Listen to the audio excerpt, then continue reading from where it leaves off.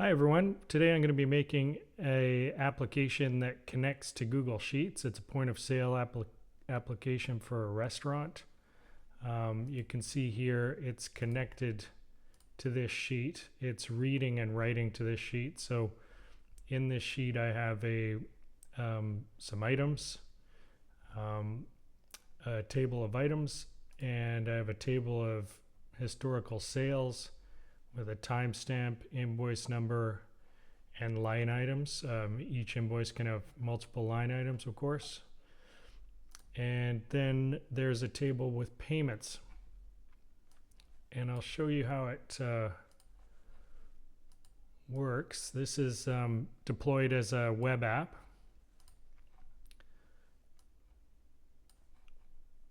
So I can add items to this order, and I can delete items, or I can clear the entire order. And then when the customer is ready to pay, you choose either cash or credit card.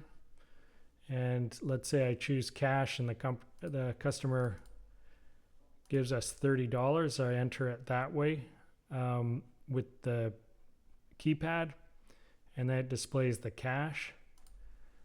Now, if the customer is paying by credit card, if they pay over the amount and not the exact amount, this changes to tip because this is going into the bank. So we assume if they overpay, that's a tip.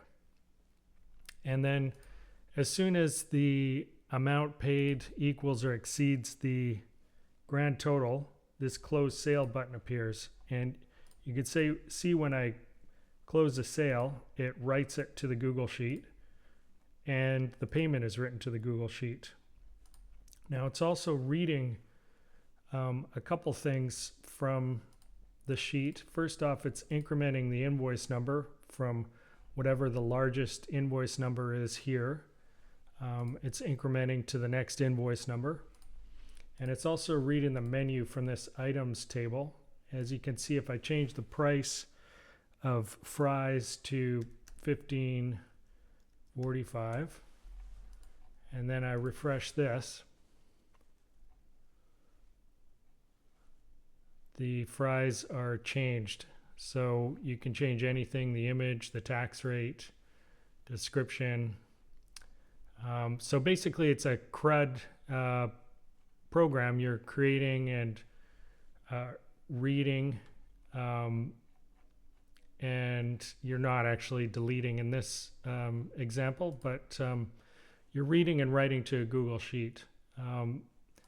And it's written in Google Apps script, but I won't be writing it. I'll be writing it in a text editor until the end of the project, because most of this is just HTML and CSS and JavaScript. I can write it in a regular text editor without having to constantly refresh it from this type of app script IDE.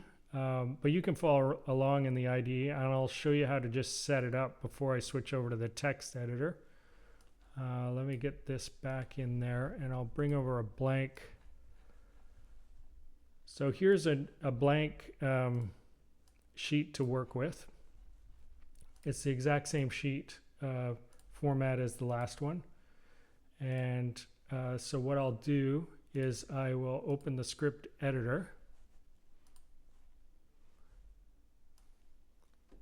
So we got a blank script here. I'm going to add some files. First I'll name the project.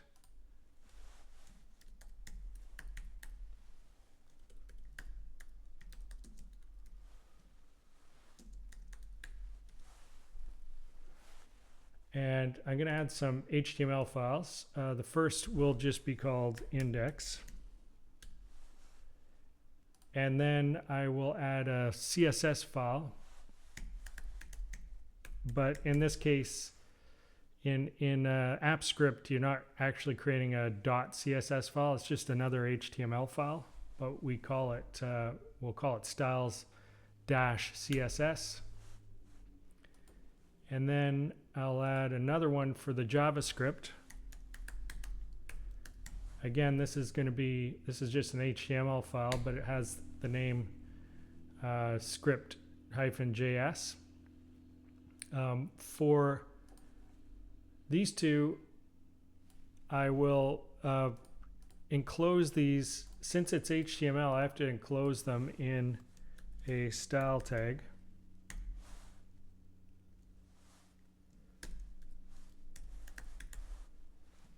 So any CSS I write will be enclosed in that tag.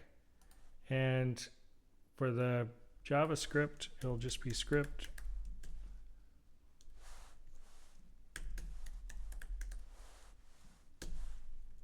So any JavaScript is enclosed in that tag.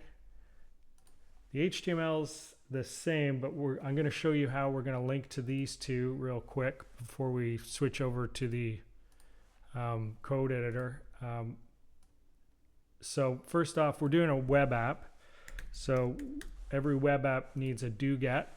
And in this do-get, I'll just do this to read the index HTML file.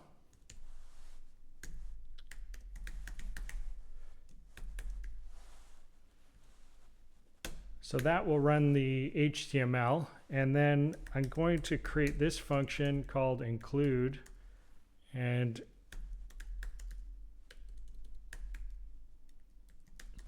this is what we're going to use to link the CSS and JavaScript to the index HTML file.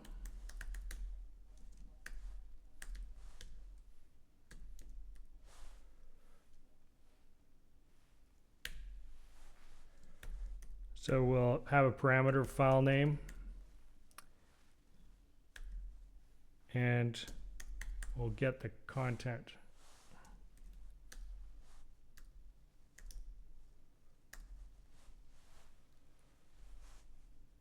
This should be output.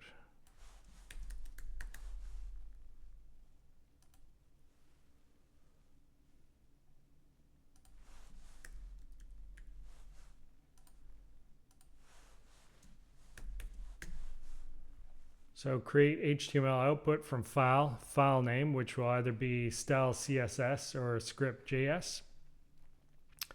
And later I'll show you, we will just create two functions to read and write from the sheet. So it'll just be get data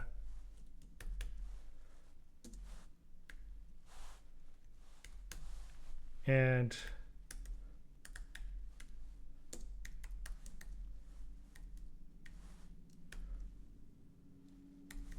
set data. We'll take care of those later. And I'll just show you how we're going to run. So to link to the CSS, and we use this tag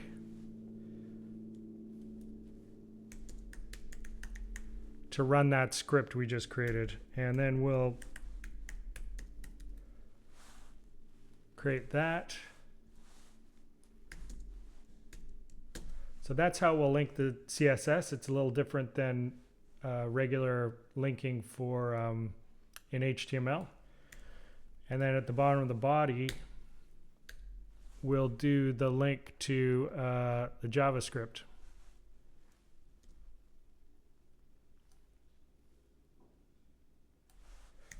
Script.js. So if you want to follow along, you can now follow along in the IDE. I'm going to be using VS Code just because I find it easier. You can follow along in the IDE. You can use VS Code. You can use VS Code or text editor with Clasp. I'm not going to use Clasp on this project. Clasp connects your text editor to the Google Apps script. So I'll go back to this for now, and I will grab, I have a VS Code window open, blank VS Code, and I'll get started here.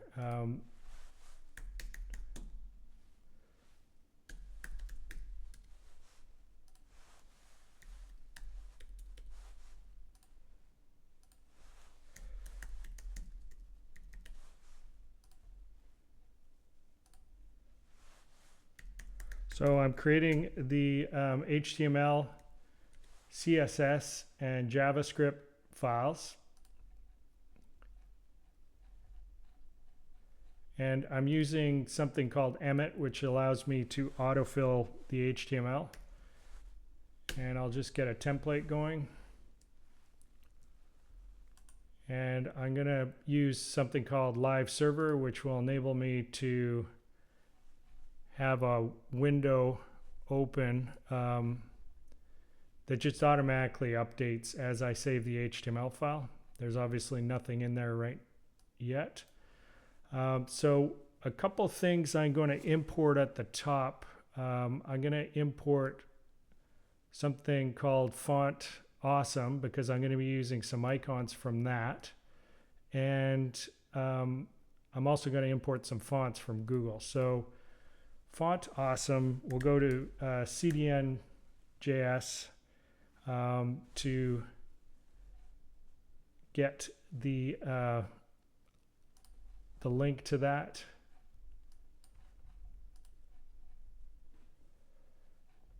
And I'll just paste it at the top here. So there's the Font Awesome. That'll let us use the Font Awesome icons. And then I'm going to add a couple fonts that I want to use. I'm going to add Roboto.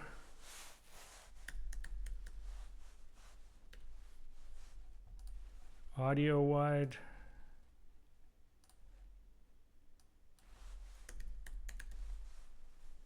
And barcode. And I'm going to paste that in the top.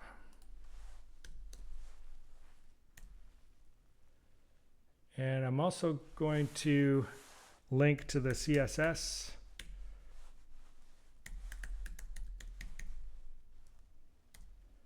And I'll link to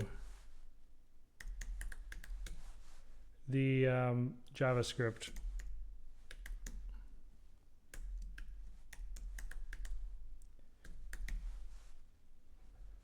I'll run a defer on this, although later, as you saw, we'll be just putting it at the bottom. I'm in the Google Apps script.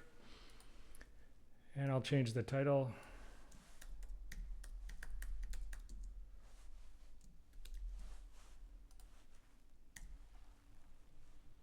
And let's see.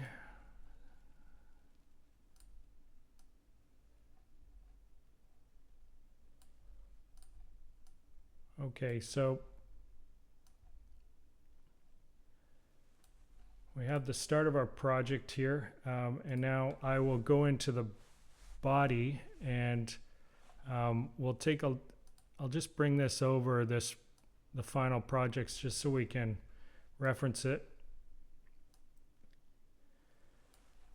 So basically, as far as HTML goes, on the kind of top level, we have a header, and I'm going to put these two in a container. And then this area will be called order, and this area will be called menu-payment because it's got an overlay. I'm going to be using Flexbox and Grid depending on what's required. This area will be mainly Flexbox. I'll use Grid for this area just because I want to force this to overlay. When it's overlaid, it's covering all this, and these are all unclickable. So yeah, so it'll be basically header, main, order, menu payment, and then this will be called receipt, toolbar, and payment overlay. But we'll go through it step by step. So within the body, I'm going to start with a header, and I'll do an H1, and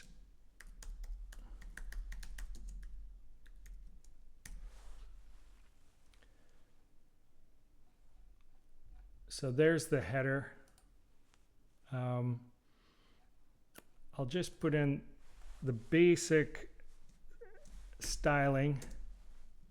So asterisk means applying to everything.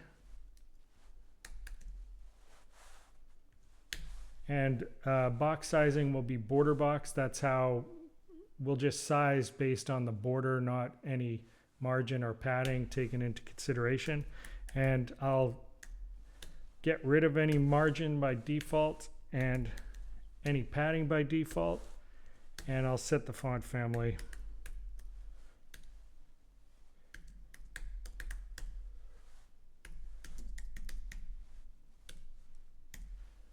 There we go. So that updates the padding and the margin. It puts that, as you can see, there's no margin or padding, and it changes it to Rub Auto. So below the header, I'm going to do a tag called main, and this main will have a class of main container and another class of, this will be a flex, and I'm going to be using, for the flex, I'll be using classes to identify flex in CSS. But this will be flex, and then I'll call it flex row. So flex row will be, the direction will be row. And within the flex row will be the order and the menu payment.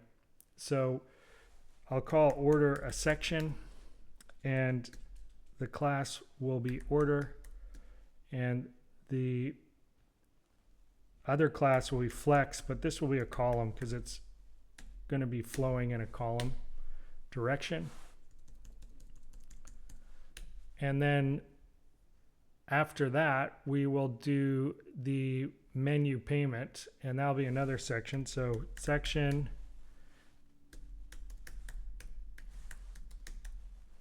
menu payment, and this will be grid because we'll be using CSS grid on that. So the so we have the order side and the menu payment side. So we have this order and menu payment. Now we'll do the HTML for the receipt. So for the receipt, I'll make the receipt an article. It could be a div or whatever you want, and it'll be called receipt.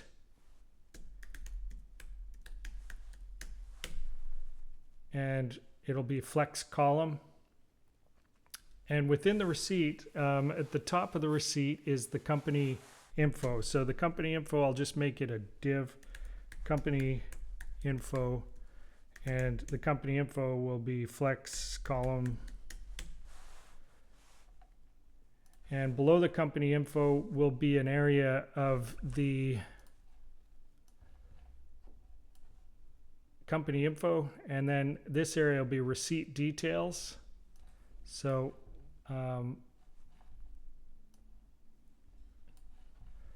another div,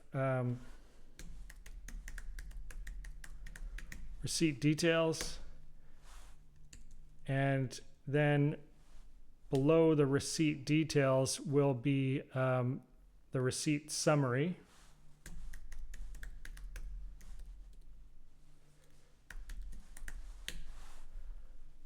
And below the receipt summary will be the receipt footer.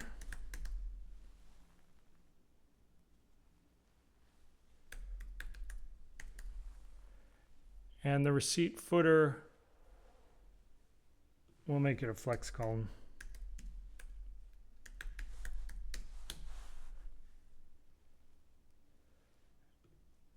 Below this is the toolbar.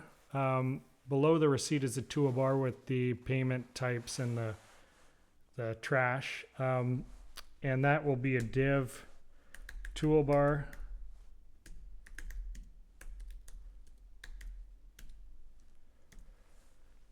Okay, so let's do a little work here on this receipt. We'll start with the company info. And within this company info, I'm not going to make this dynamic or read from the Google Sheet, but you may want to in the future.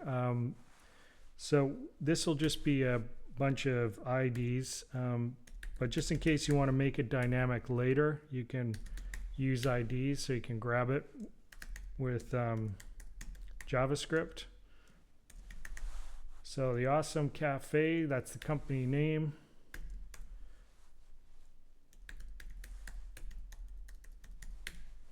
And 123 Elm Street, and company, city,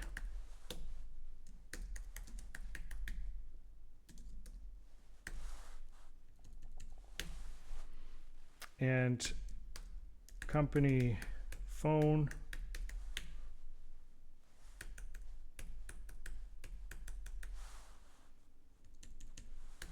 and then we do the invoice number.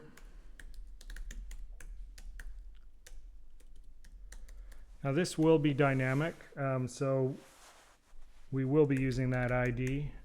But right now I'm just going to plug in an arbitrary number. So the invoice number. And then, so this is showing up here. There's the company info.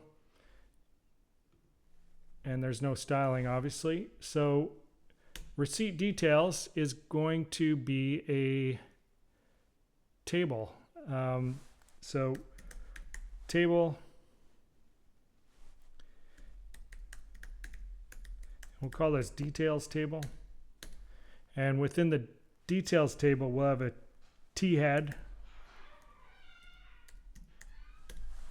and a T body below that.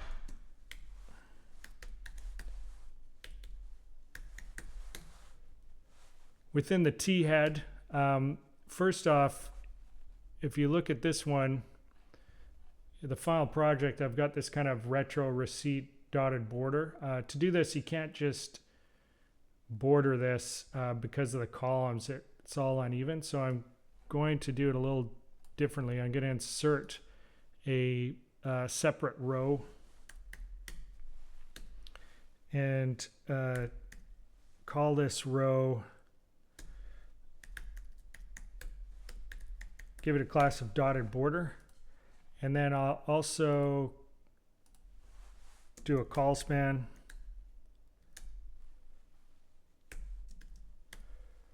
of 5 because there's going to be 5 columns. I want that dotted border to go all the way across. I'm just going to close this off so we have more space.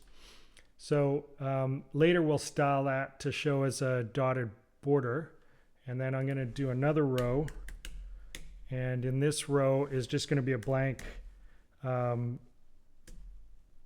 empty border, and that will just help us to make this border even. It's just kind of a workaround.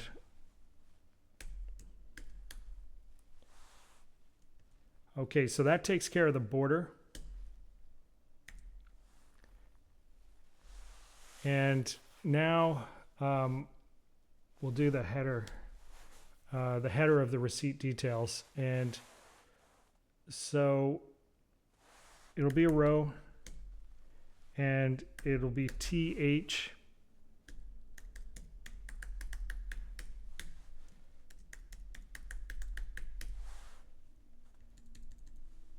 and these values will be fixed.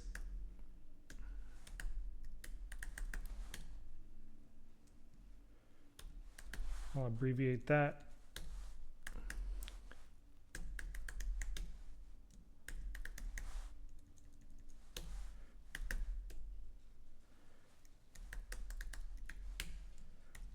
Abbreviate subtotal, and this will be the column for the delete buttons, but it will have a header on top, and I'll abbreviate that too. And then below this I will put another one of these, which we will see later when I style it. So there's the header of the receipt.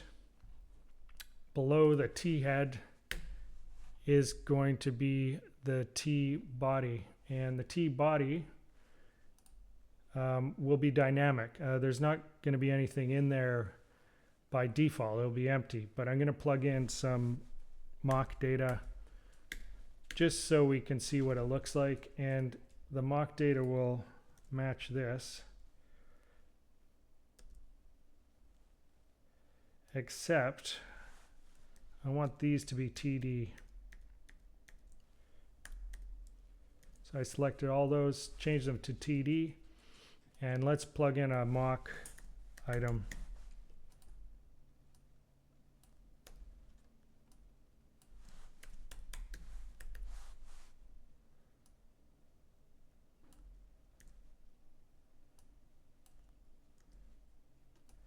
And for the delete, let's get the icon for that. So we'll go to Font Awesome, and I'll search for a delete icon.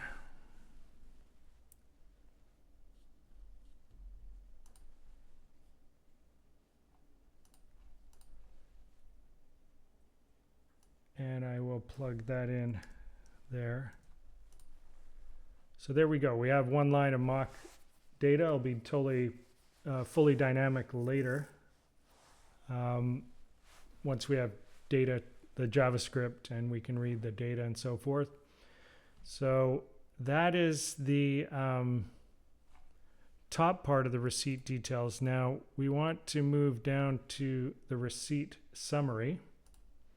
And the receipt summary is going to have two parts. There's the subtotal, tax, and grand total, which is reading information from the receipt details, and then there's the amount paid, change / tip, and payment type, which is reading from the paypad information. So we will start with the summary, the receipt summary, and within the receipt summary we'll have a table.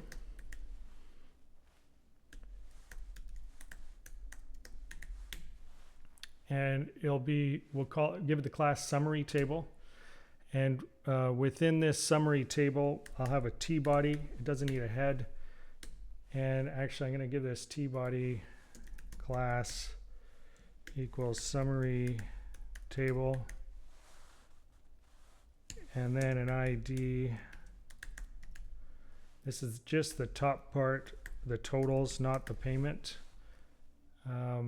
So there's the class and the ID of that T body. And then for the TR, I'm going to I want another dotted border. So I'll do this same trick.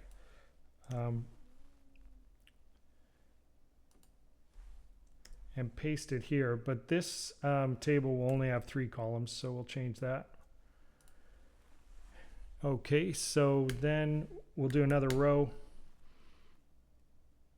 and in this row we'll have a TD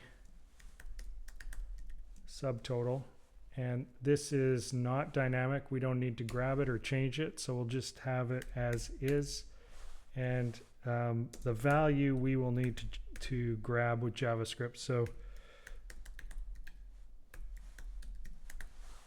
subtotal summary and 0, and then I'm just going to have a blank column which will match up with that delete after we style it. So there's the first one. I'm going to copy this. We need this for tax and grand total. Tax, subtotal, tax,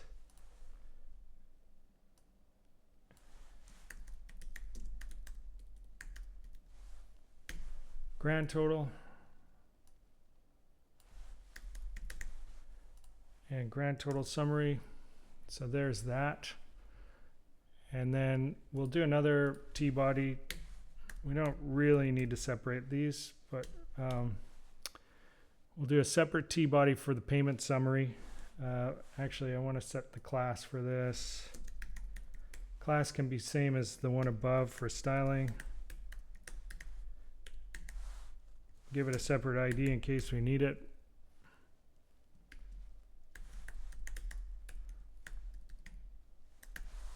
So there's the ID.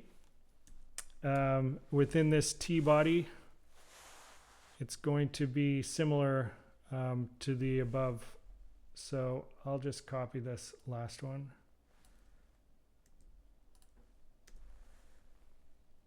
But this will say amount paid, and the ID, this will be dynamic. We need to grab it later. Amount paid.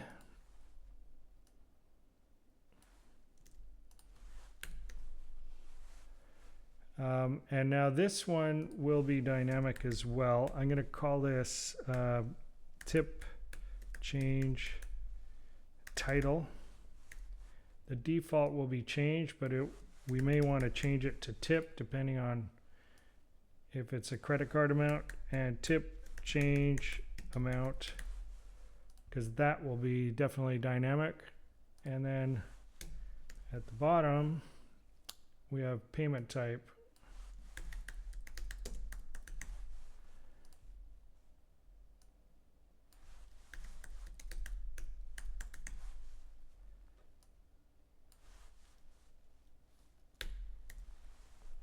So there we go. Payment type by default is blank. And then we want one more dotted border on the bottom. So let's just do this. Payment type, dotted border, span 3. And then we just want this footer. And in the footer, later on you could make it dynamic, but for now we'll just do a P with an ID. Thanks for your business.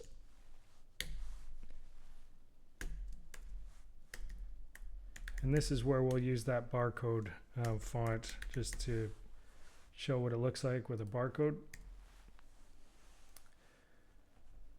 So there we go. That's pretty much the receipt. And we'll style that shortly. First, let's do the toolbar. So the toolbar has 3 icons. And I'll grab those from Font Awesome. So the icons in the toolbar are cache,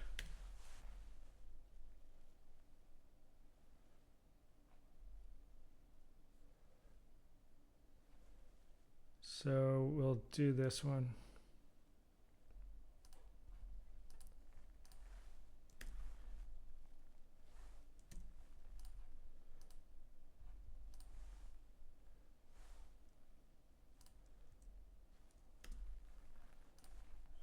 Cache, card,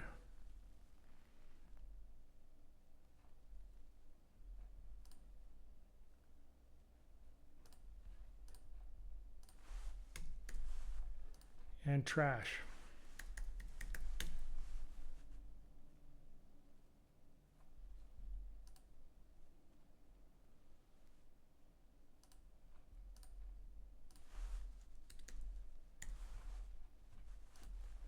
So there's the toolbar down there. And that should be it except for the styling. And we can do some styling just so we can see what it looks like. So I've got this asterisk that applies to the whole document. Just for styling, I'll set 100% to the height here. Now some of the widths I'm just going to set to pixels That's because generally, you know, if you're going to know the size of the devices you're working with in a restaurant, so you can add media queries to go with all sorts of different sizes. I'm not going to do that in this. On the main height, for my purposes here, I found that the 92% worked well on that. And I'll just change this header.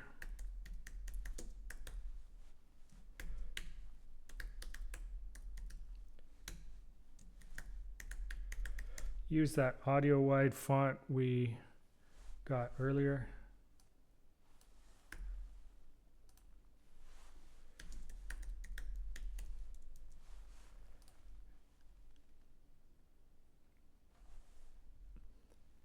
And put some space between the top.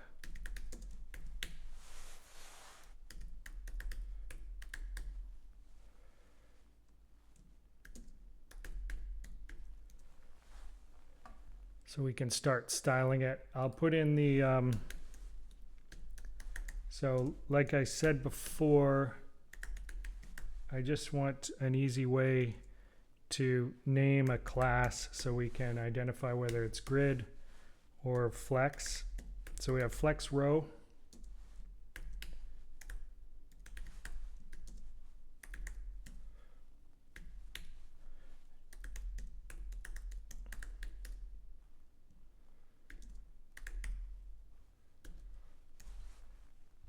So flex row, the direction will be row. And flex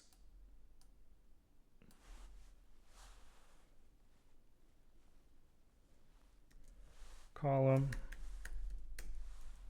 will be column. And I'm going around the order,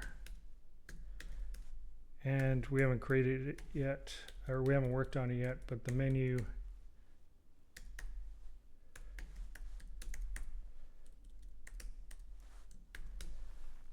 I'll just create a border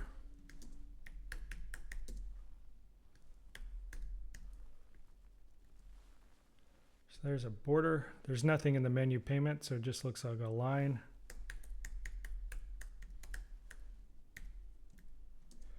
And I'll make it a little curved.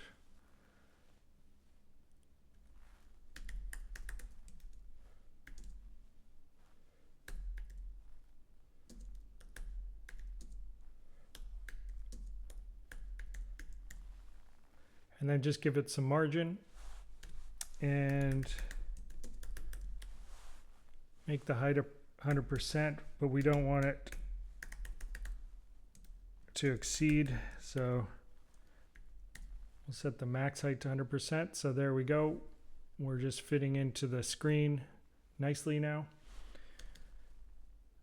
Now I will work on this order a little bit. I just want to make a comment just so we can see it clearly.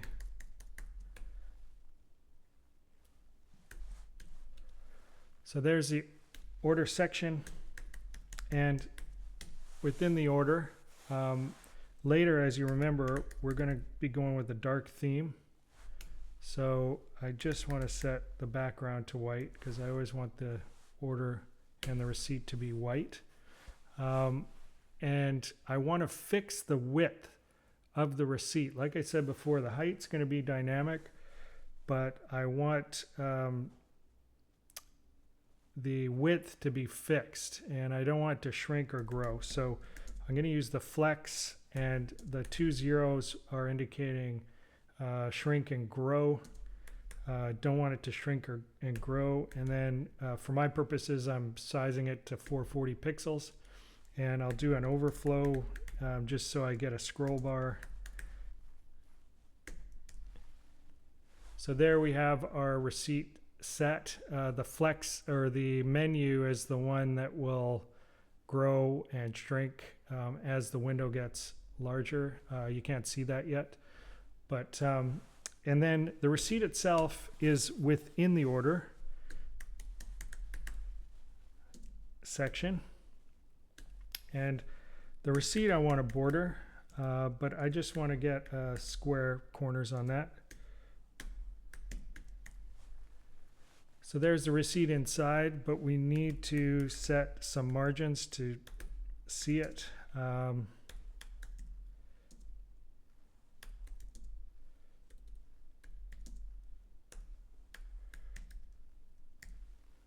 So there we got some margins. It's we can differentiate it a bit. I'll do a box shadow.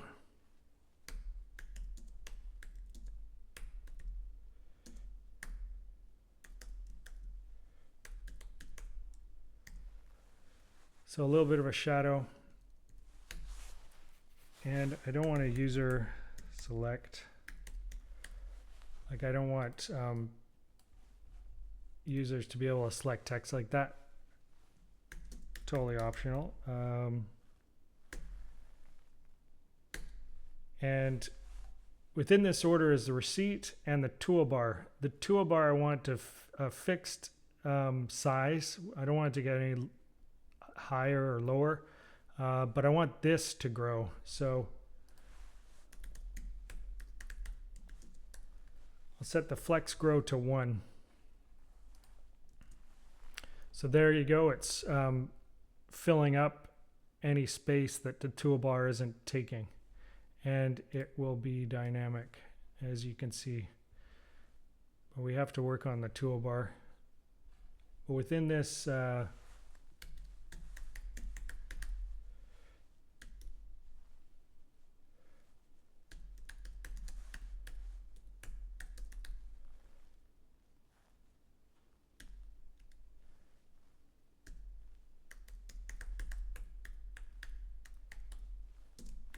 we want to align these items.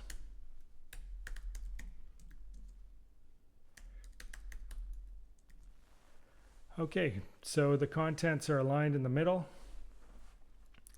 And now let's start styling these. Let's start styling the company info. So we want the name to be a little larger than the rest, but first we want a little margin on the top.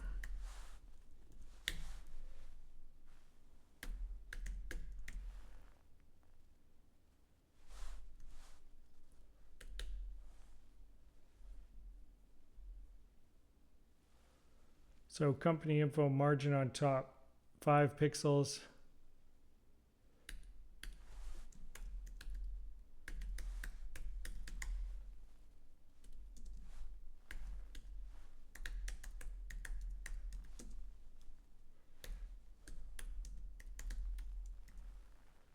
Make that a little bigger.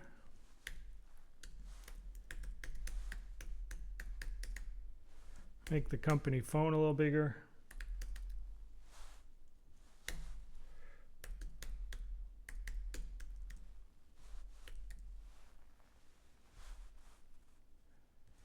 And the rest of the company info looks good.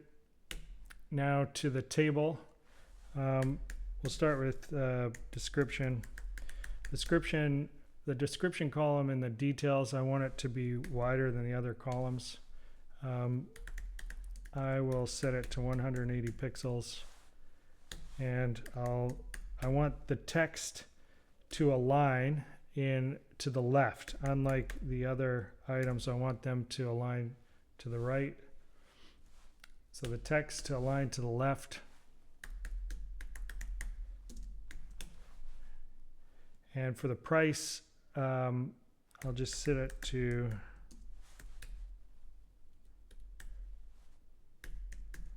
$70 pixels.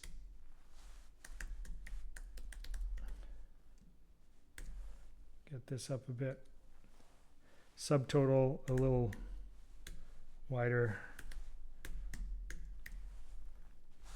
At this point, we don't have the ability to change the quantity, so the subtotal will always be the same.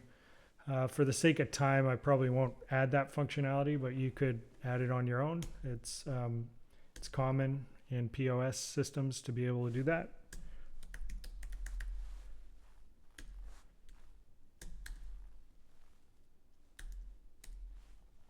And now I will set the text align on these other items because I want all of these to be aligned to the right.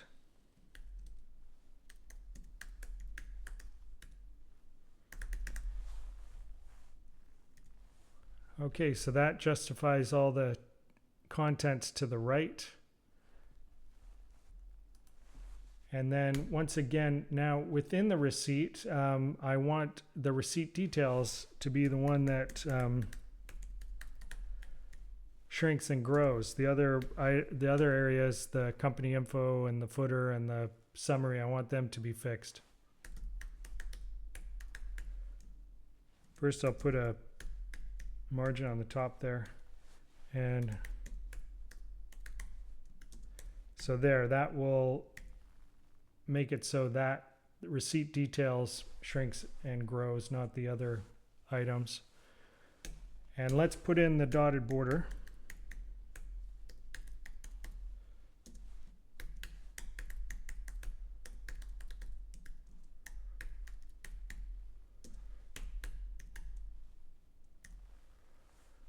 Okay, there's the dotted border. We haven't sized this, so it doesn't look right yet, but looks pretty good on the top here. One thing I want to do is just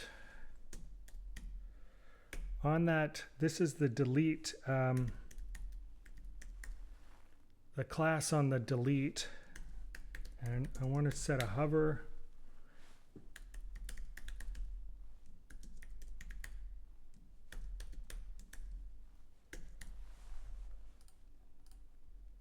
So there we go. We have a hover on that delete button just so we know when we're over it. So now on to this table. We're going to take care of this table down here. The class is summary table. And all the text, I want to force it to align right. So it's aligning right, and I'm going to approach the widths a little bit differently on this one. I'm going to do the T-body summary table, and then I'm going to use this nth child. So that's basically the first column of this T-body, and I'll set it to, I found this one worked for my screen. Again, you might want to choose different widths for your devices. And then I'm going to copy this because I have 2 more columns to do. So for number 2, I'll do the 75. And then remember, I have that, there's that final column just to match up with the delete. And so that's going to be number 3, the 3rd column, and the width on that I'll set to 25. Again, this is just working for my screen. These are fixed widths. You'll need to set it for your devices. Okay, so that summary is looking good. I think that's pretty much done. Let's take a look at the receipt footer. The receipt footer, I want some padding on top.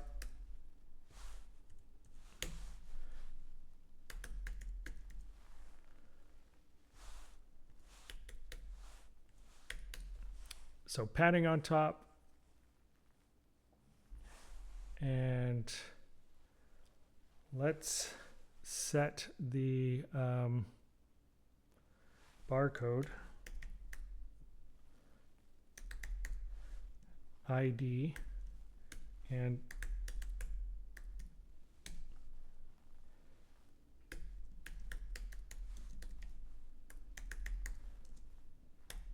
we imported this from Google Fonts, and now I'll turn that into a barcode, and now we just have to size it.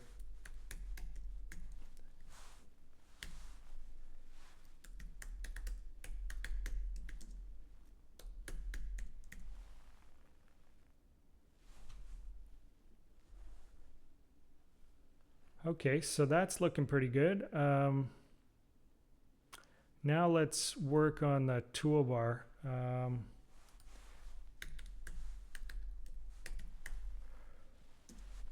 So the toolbar is a flex, or it's within the flex, but again, the receipt is the one that we want to shrink and grow. We don't want the toolbar to shrink or grow. So I'm going to use this flex, and I'm going to set it to 60 pixels. So this is not going to grow. The receipt's going to grow and shrink. Of course, if we go too far, it'll just collapse, but this is pretty dynamic here. And within the toolbar, I want to use the justify content to do space around those icons, so it's even on the sides and in between them. So space around, and that just centers them, spaces them horizontally. And now I want to vertically center them, and let's give them a border.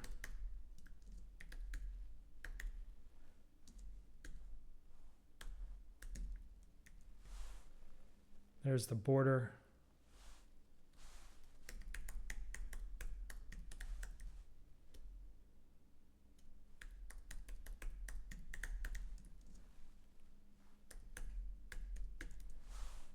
Border radius.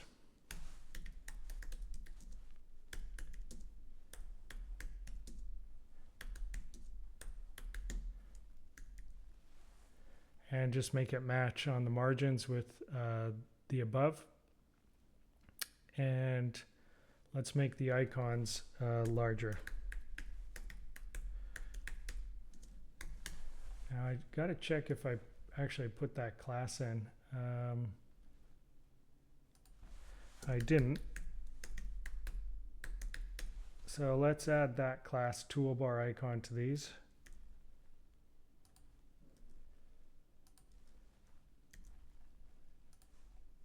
And the toolbar icon, we're just setting the font size.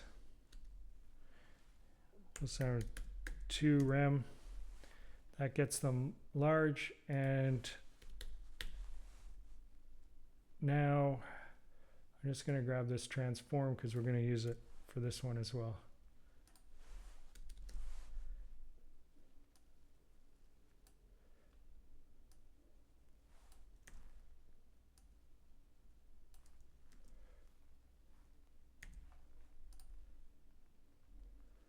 There we go. So that's about it for the receipt. And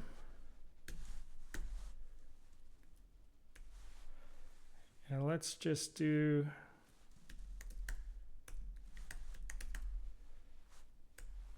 menu payment.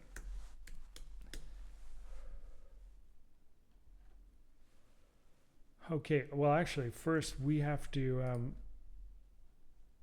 finish the menu payment. So within the menu payment, we have, I'll just grab this here. So this is the finished product. We have the menu, which by default is displaying. It's basically just a empty div and dynamically adding these figures by JavaScript, and then this overlay. But first we'll take care of the menu. So with the menu, it's a menu payment grid and then a div, and the div is just called menu, and it'll be flex row because the menu items flow in a row. And then I'll give it an ID of menu too. And again, this is all going to be dynamically filled, but I will put in some just some mock data, because when you look at the final item, this is all totally dynamic. So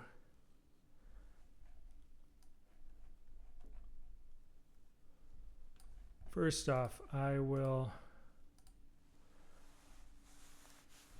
it's going to be a figure. Each one of those will be figure, and the class will be menu item. And within the figure will be the image. And so it'll be image. So image dot menu image, and I want to grab a URL we can use. So we'll grab this URL and put it in there. So first it'll be the image, and then we'll do fig caption, and we'll have a title, and then basically another fig caption.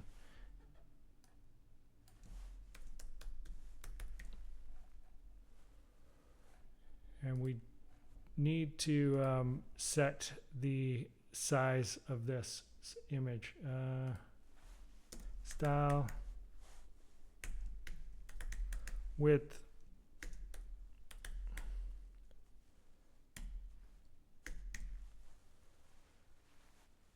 okay. So I'm going to plug in a few of these just so we get a feel of what it looks like with a few of these inside.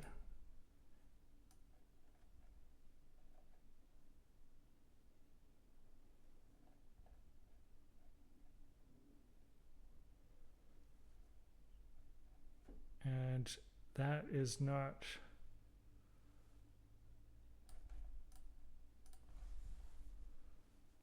wrapping for some reason.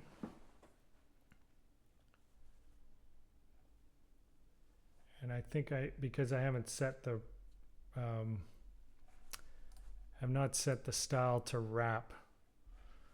So even though we have the direction, we don't have the wrap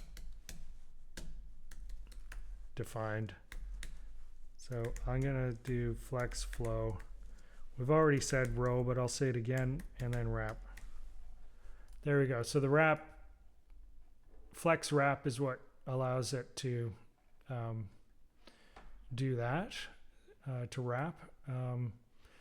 So now that we have this, I may start adding the dark theme to this. And to start that, I'll go back up to the top, and below this main, I'll set body and a background color. And this is just off a kind of very dark gray. And I'll set the header.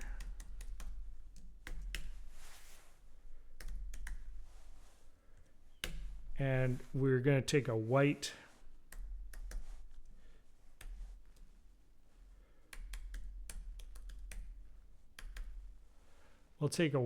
and make it about a 10%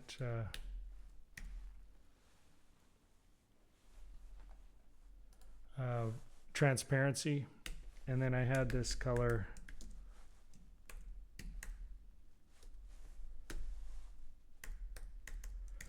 kind of a pale blue for that. And font size.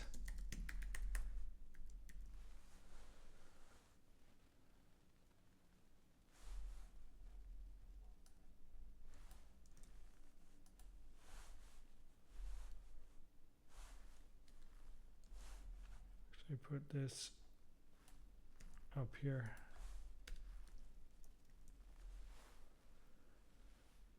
And let's get a little margin there.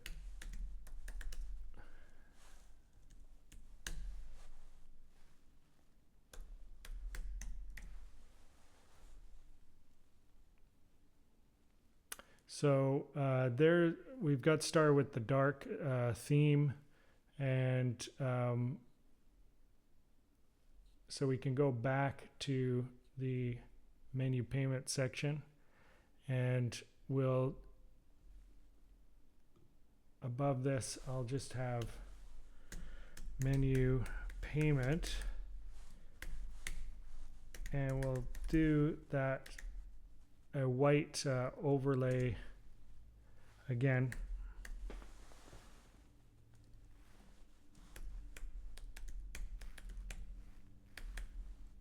But this time I'll do a little bit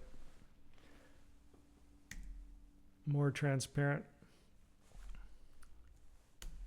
And the menu payment, we want it to just grow. It already is actually, but just in case.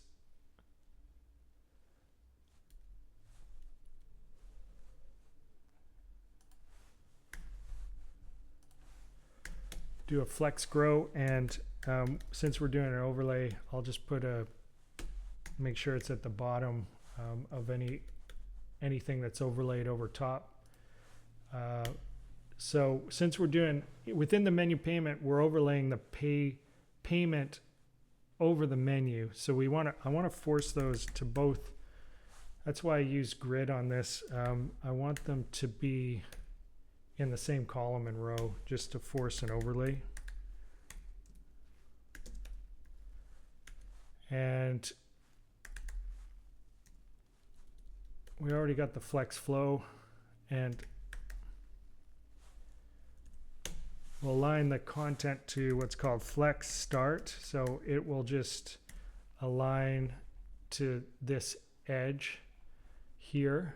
And again, this, we want to overlay payment overless. So just in case, I'll just set the z-index to 0, and the height, we'll set it to 100%.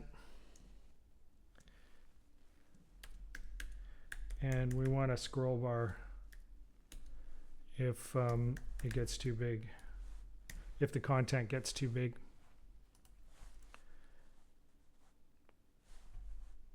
And I just want to be able to see those captions now that it's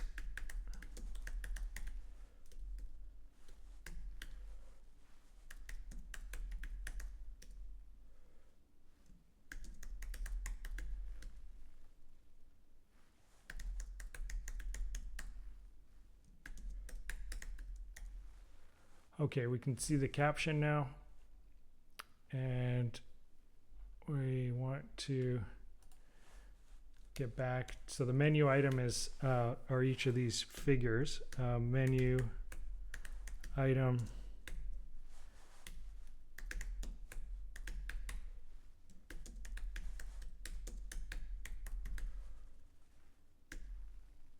so each of these items will be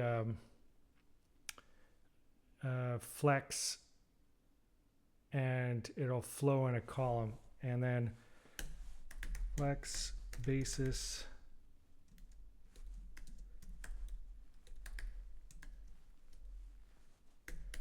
we don't want them to shrink.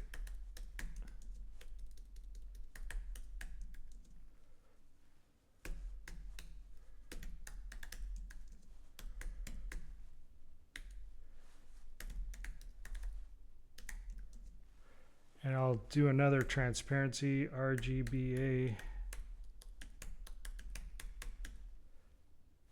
and 0.05. And that'll make it a little bit, stand out a little bit. And the width, we already set it for the image, but we just want that to match.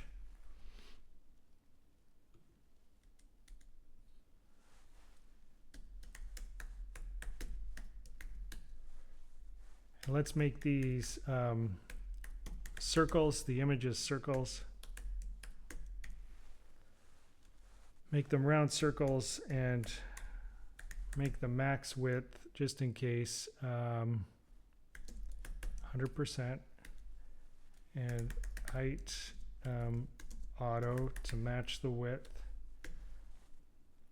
and display lock and margin. Okay, so that's looking pretty good.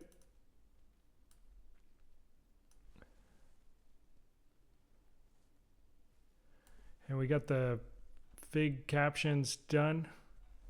We can do a hover again, menu, image,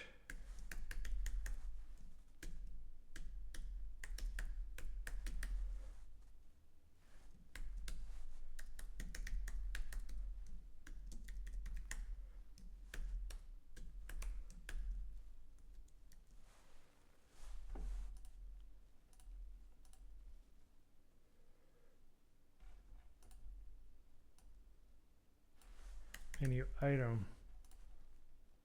So just the image will hover, but it'll hover no matter what part of the whole figure we touch.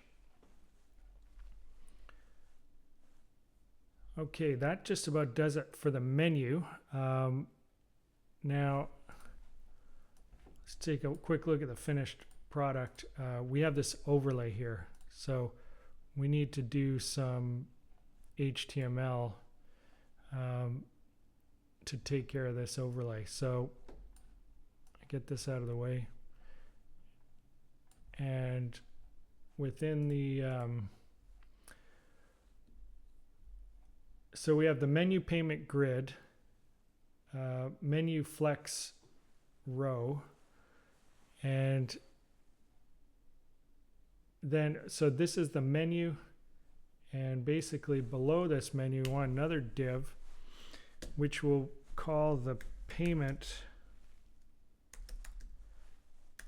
and it will also have a class of grid, and we'll give it an ID.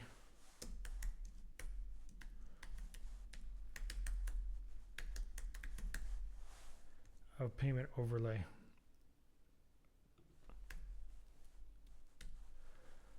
So payment,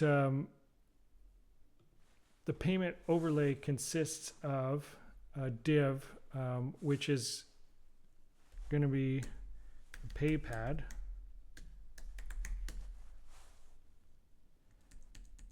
and then a second div called close pay pad. And this one, I'll just make it a flex. So within the PayPad grid, we got the payment overlay. I think we need to grab this. So I'll make the ID PayPad as well. And so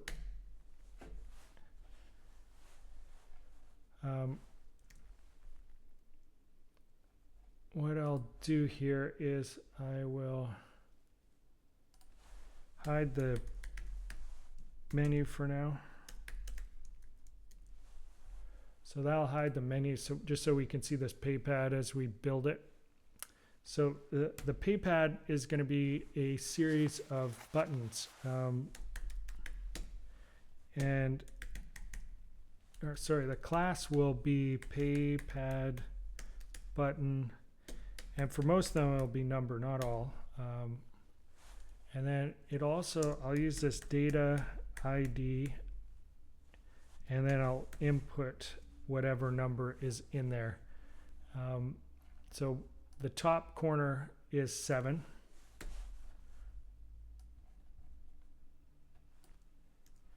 So if you remember how it goes across 7, 8, 9, 4, 5, 6, 1, 2, 3, 0, back, clear, and then at the bottom there's a closed sale. So I'll select these 7, that's 8, That's 9. That's 4. That's 5. That's 6. There's 1, 2, 3, 0. Back.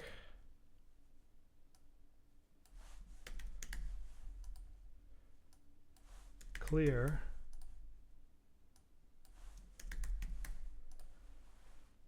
And this one will be closed sale.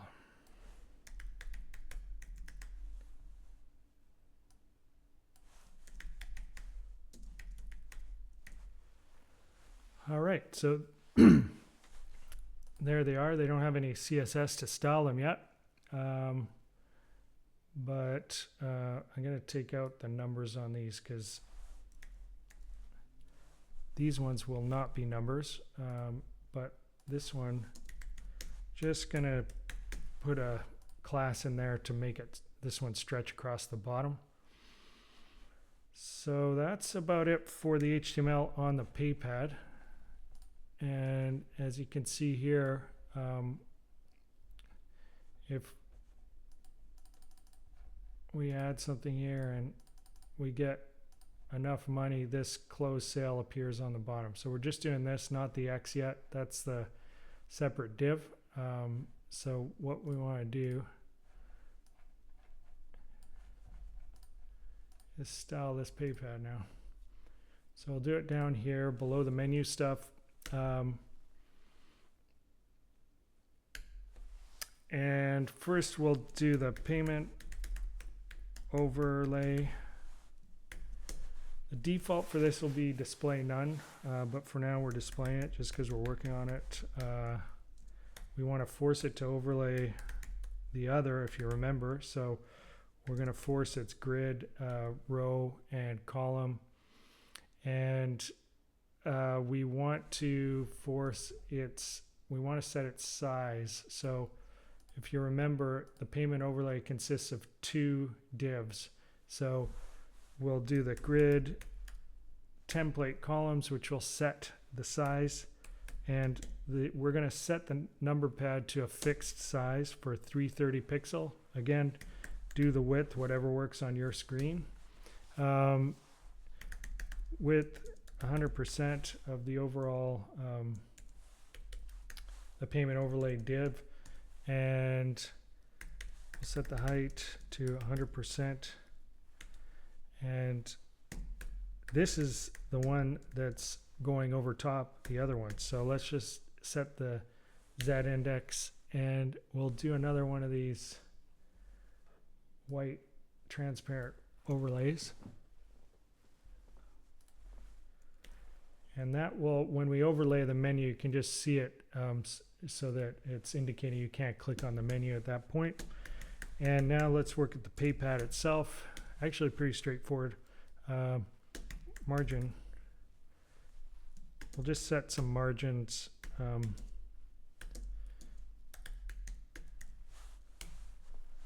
And the align content, we want it aligned in the center of the PayPad, or aligned vertically up and down. And then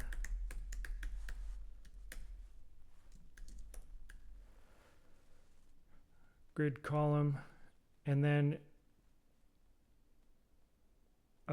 this is the PayPad is in the first column. There, remember, there's 2 within the payment overlay enclosing div.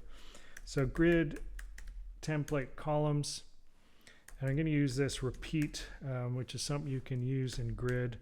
We want 3 of the same, and I'm going to just set them to 100 pixels each.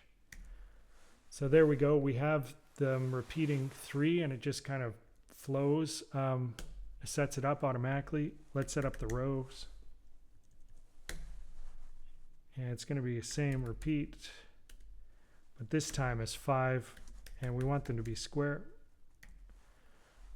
So there we go. But we want that bottom one. Remember, we set the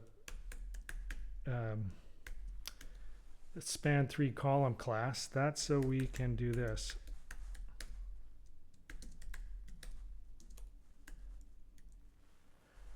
Span it across. And the default, if you remember this close sale, we only want it to display when the payment is equal or exceeding the value of the receipt, the grand total. So we want it hidden. And that, why is that? We must have an error. We just need this. We want this to be ID. Okay, there we go. But this will have a date ID in it. Actually, it'll be the same.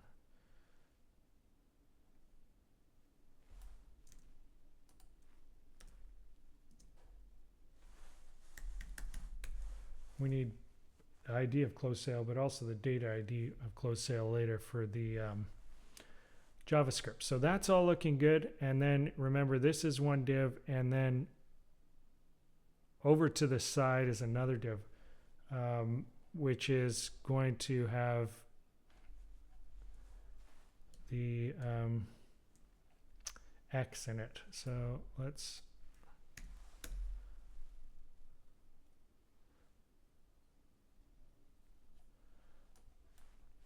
close. Let's try a close icon.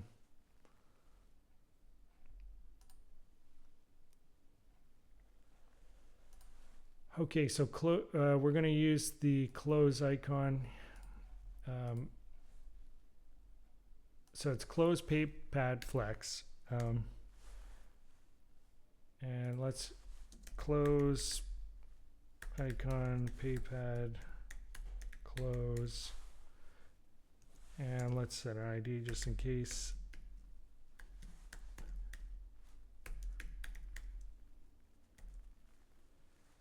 And we can't see it. Oh, it's up here, but we have to style it. So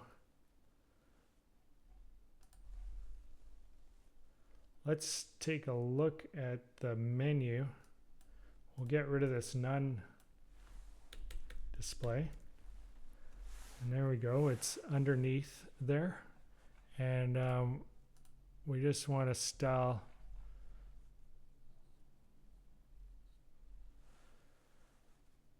So let's make the font buttons paypad BTN number. We don't need to change the font size on the other ones.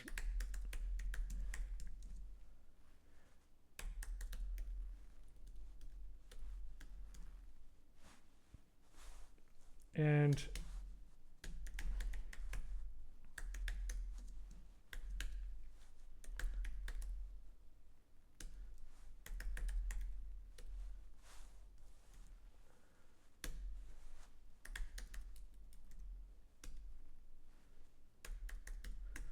make it big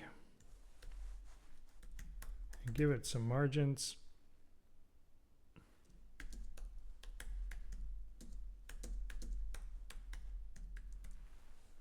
Move it down and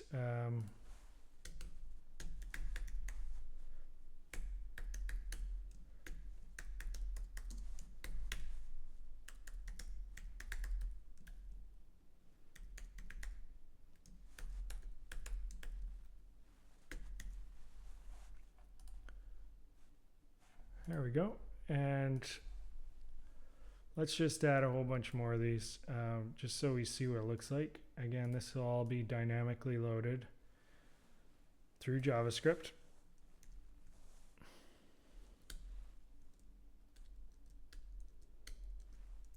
Fill that up.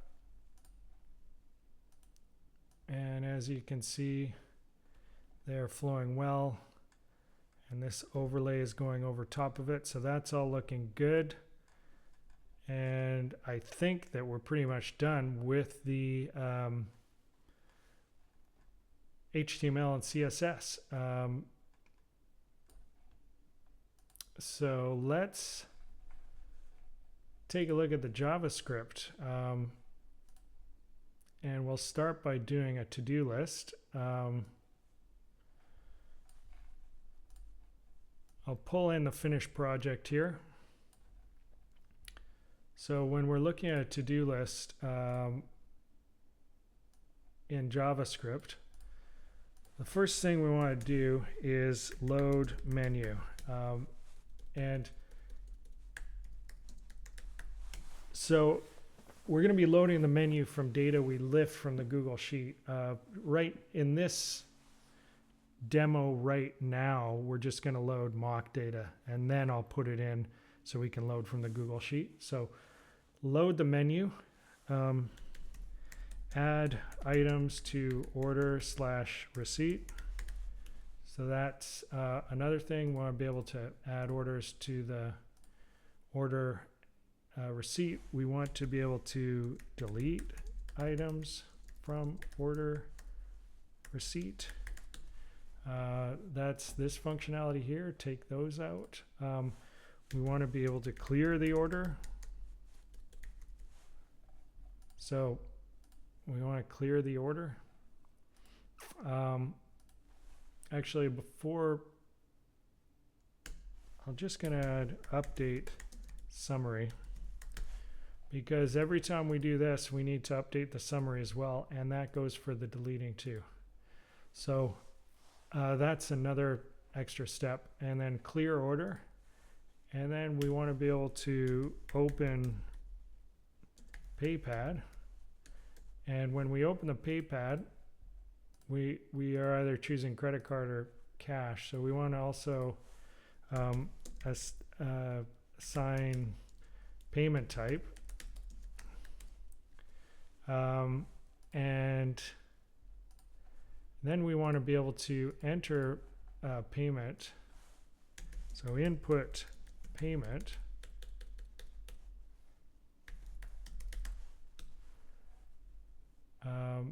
input payment buttons, so that will include this and back and clear. And then finally, we want to be able to close sale and save/send data. So that should cover it for our to-do list. In this project, I'm going to use classes in JavaScript. So we'll get started. I'll get the finished product or the finished application out of the way. And this is our current application. So I'm going to use classes in JavaScript. And I'm going to split this. First, I'll create a class called order. And usually if we had the data right in the sheet, I'd just load the data, or right in the application, I just load the data. But we have to wait for the data. So when I construct this, I'm not going to take any parameters. I'm just going to construct an empty instantiation of order whenever I construct it. So when we think about order, within the order, I'm going to load the menu. I'm going to load the record of the previous sales. That's so we get the invoice. Every order will have its own invoice number, and every order will have its own order, which is kind of confusing, but it's just the collection of items that that make up the order. And then every order will also have a payment. So I'll start with this menu, and the menu will be an array. This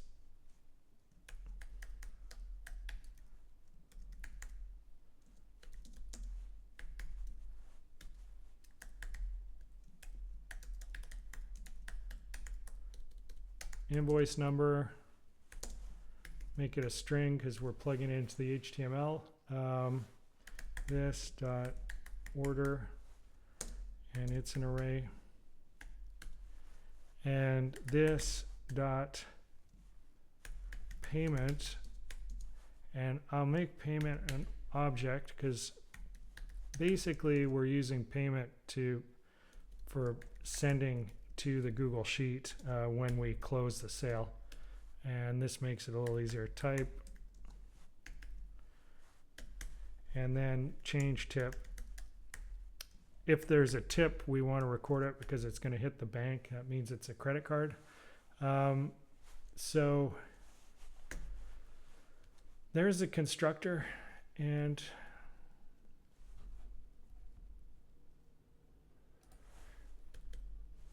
I'll just do some getters and setters real quick. We'll need get menu.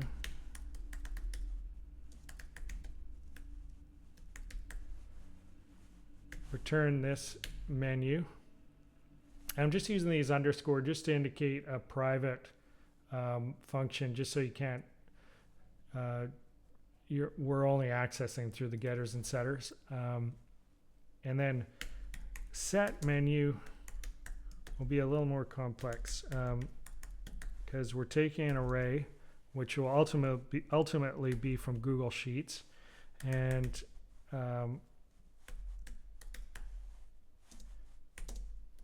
I'll initialize empty. But before I do this, I want to,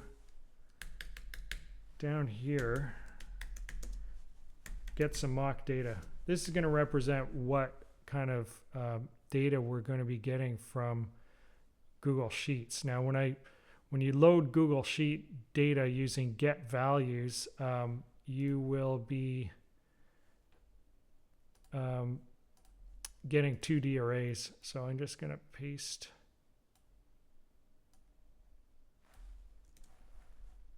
I have some mock data ready here, just so I don't have to type it all out. So this will be what it looks like when we lift it from the sheets. This is from the items tab. And it's a 2D array. And there's the SKU and description, price, tax rate, and the link. Previous sales, this would be a timestamp. It's empty in here. I don't have that data here. Invoice number, SKU, quantity, subtotal, and tax, and payments data. We're not reading this. This is just so we have a reference to know how we're writing to it. And so we'll use this data. I just wanted to put it in so we know what we're looking at when we do our first, like this first setter. What we're going to do is we're basically going to be taking this array, the same format, so menu array for each array within this array. And the for each, we can just say an arbitrary name for each of the items. And then I'm going to do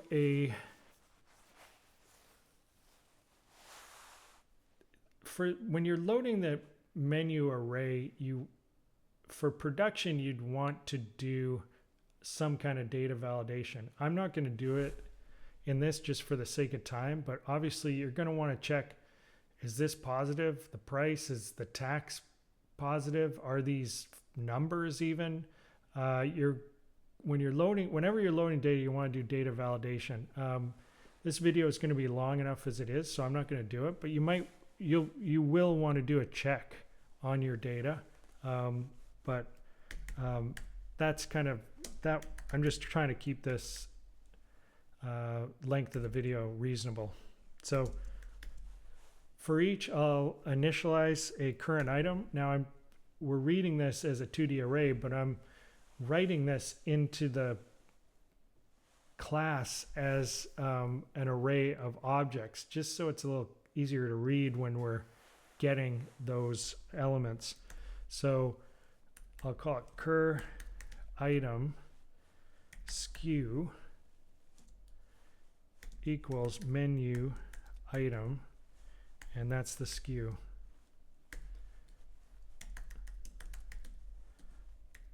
So I'm just setting properties for each of these objects.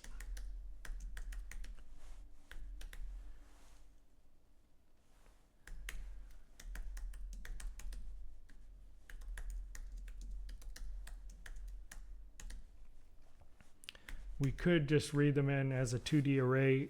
Again, it just, as we get deeper into this program, it's going to be easier if we can access them by name.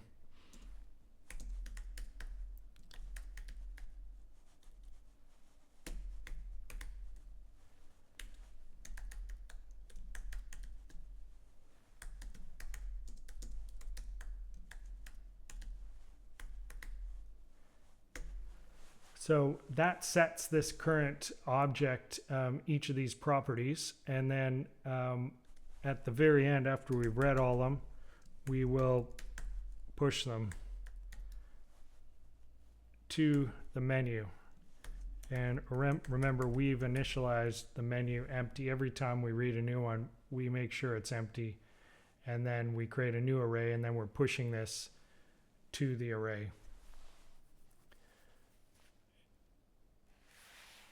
Okay, so again, you want to do data validation on this, but okay, so we've got the get menu, set menu, and get previous sales.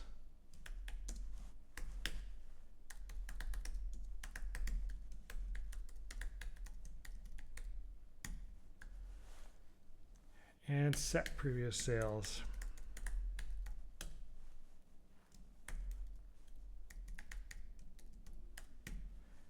This one's straightforward. We don't need to change it into an object or anything. We just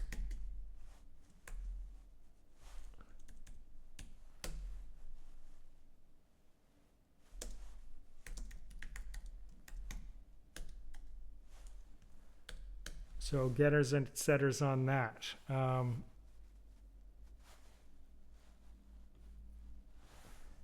Get invoice number and return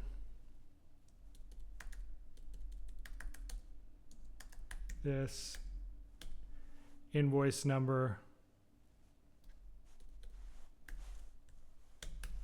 set invoice number,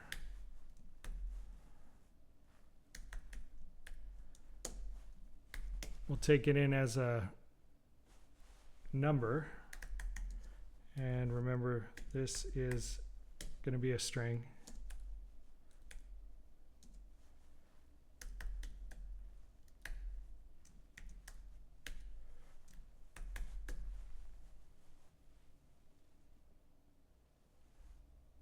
And get order.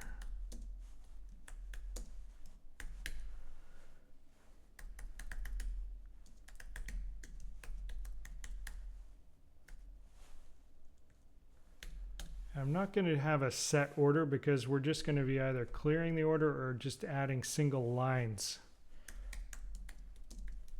We'll do a get payment.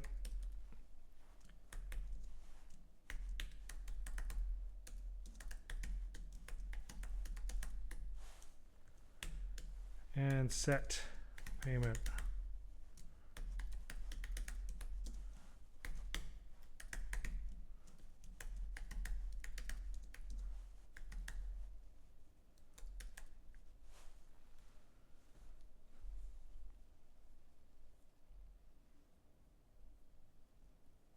Okay, so that's all our getters and setters.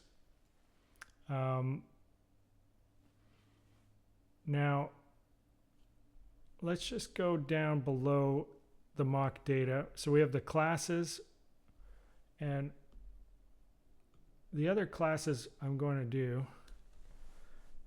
do a class called UI.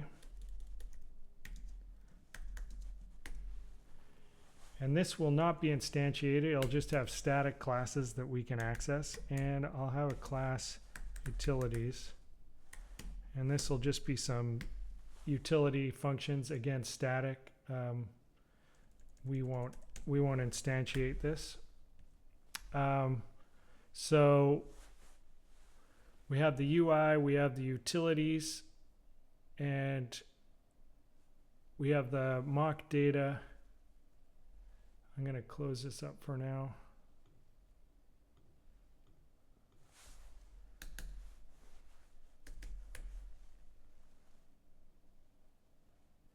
And I'll just put in order instantiation.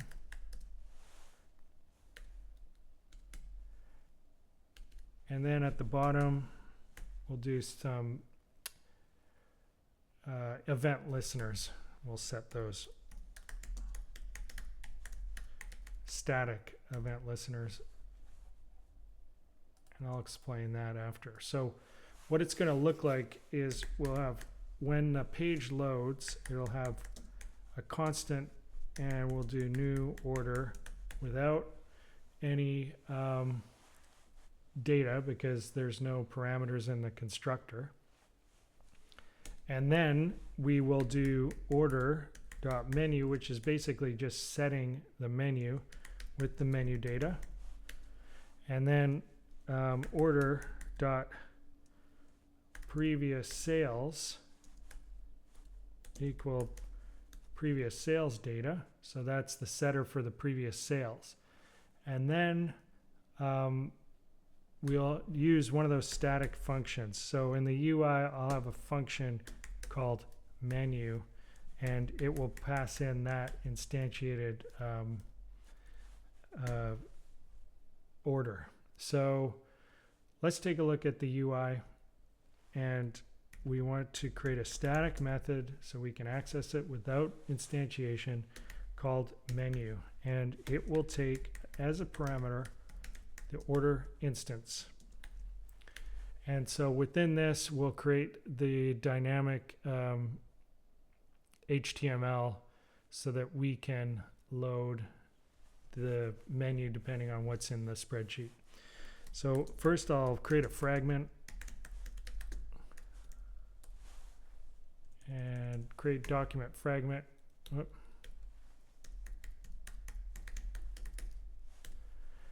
Create an empty document fragment.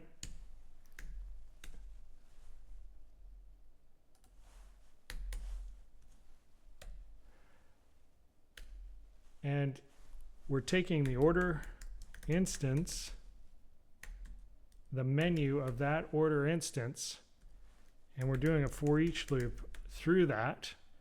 And arbitrary name, we'll just call them each item. And so for each order instance menu, for each item in the order instance, we'll create a new one of these figure. We'll create a new figure.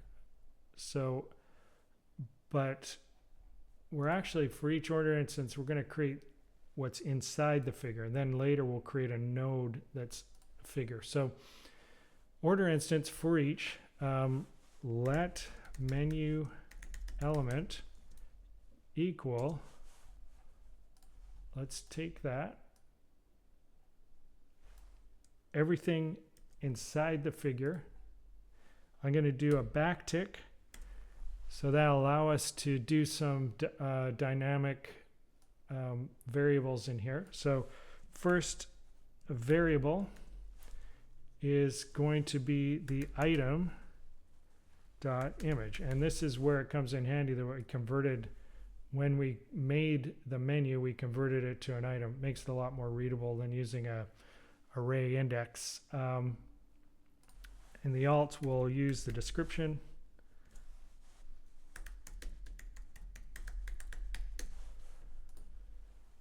And in the caption, again, we'll use the description. And in the price, of course, we'll use the price. So we created this menu element, and then we need to create the figure that we're going to put this inside. We're going to call it a node, document, create element, and the element we're making is a figure. And we'll set the class name to the class name of the node to menu item. And then what I'm going to do is I'm going to create a variable called data string. And this is basically all the data on this item. I want to load it in so it's stored within the menu. May sound kind of complicated, but basically all it is an object, and so we can read it when we click on it. We don't have to go back and cycle through the item list. So to work with this, since the we're going to be setting it as a data attribute, it's going to be a string, so we have to convert it to a string, and I'll use a JSON stringify. And how it's going to look is we'll have a curly bracket, and it'll basically just look like an object, but we're going to have some dynamic items obviously in here. And sorry, I made a mistake there. Backtick, get rid of that. And so within the backtick, we'll have our variables. With the backtick, we can use this dollar and curly sign. And first, we'll have the item SKU. And then just like an object, we separate by a comma. Description. And the description backtick.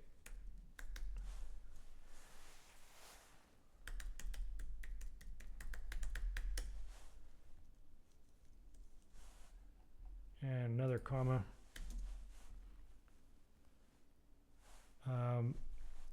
Price.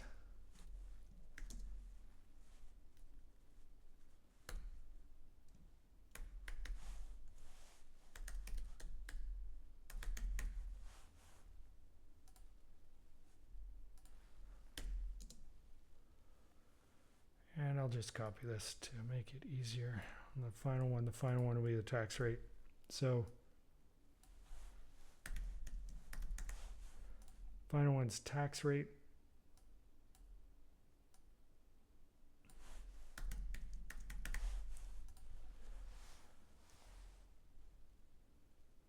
And we have one more curly brace for that starting one. So that sets the data string. And then let's attach it to the node. So node set attribute, and the attribute, we'll call it data SKU. It's more than the SKU, but data SKU will be data string. So there, all that data is contained within each HTML element. And then node set the inner HTML to the menu element. And then finally, we're going to append this to the fragment.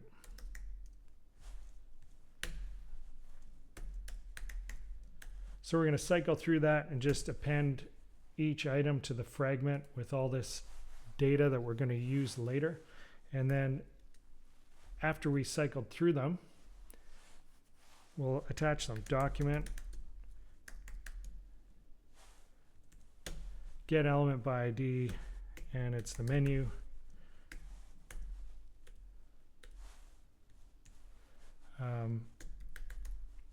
Append child, and we're appending that fragment.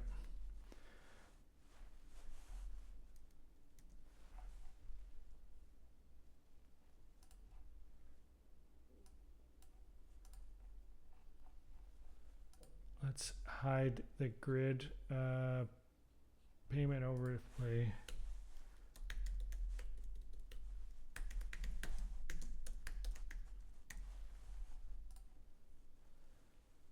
Okay, so it is loading. We can take out the mock data now because this.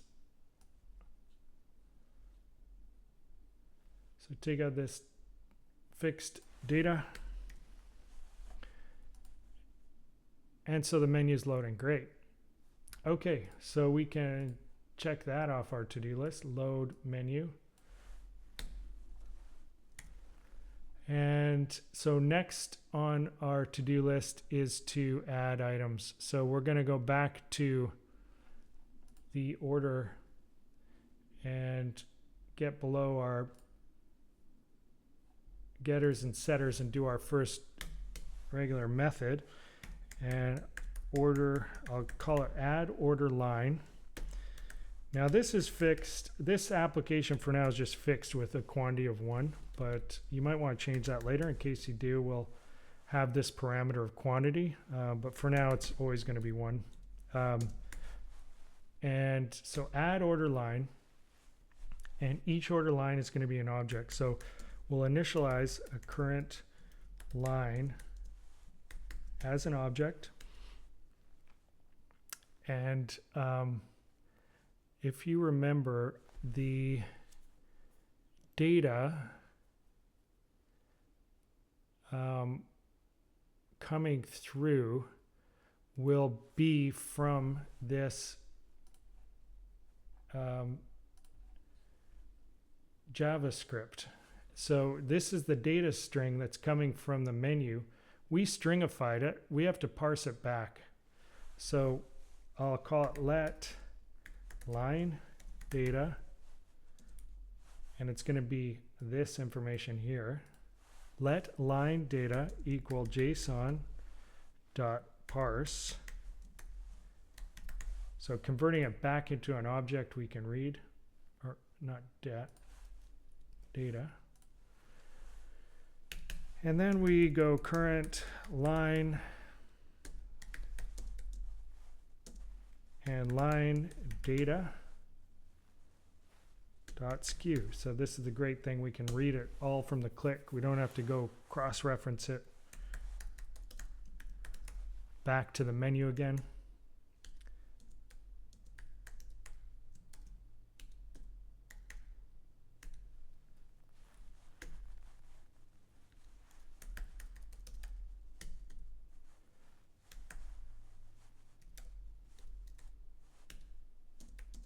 And this is just a parameter on its own. It's not in the menu. So that's just being read from the parameter, the quantity. And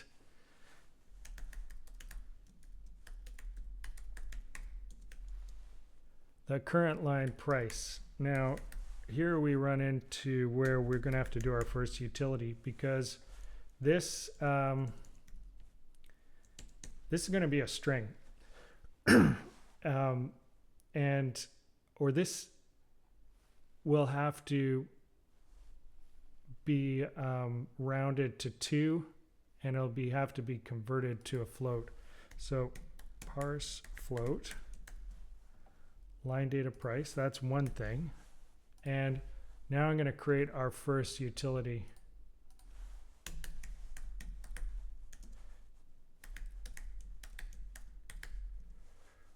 I'm going to call it round to 2. I'll take a num, and to round to 2, you could just use a round function, but I found this one on Stack Overflow, and it seems to be a little more reliable.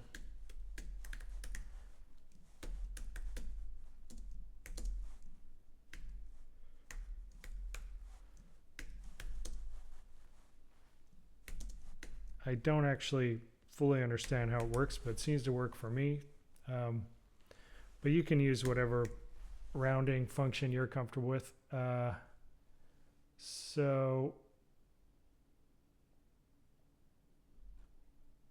we're gonna round to 2. Now, one thing I just noticed, these are all coming out just as straight floats. They aren't being converted to the currency. So that's another utility we want to do. Static convert float to, we'll call it string. It's going to be a formatted string. It's not just toString. And I'll set some price params, and this will make it easy for you to change it whatever country or currency you want to use without having to go through the HTML or currency. We'll set it for US. And then we return float to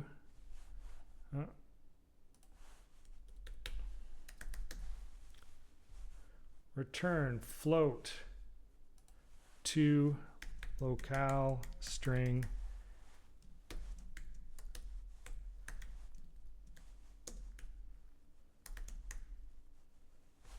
price params.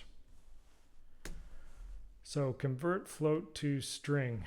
So let's go back up and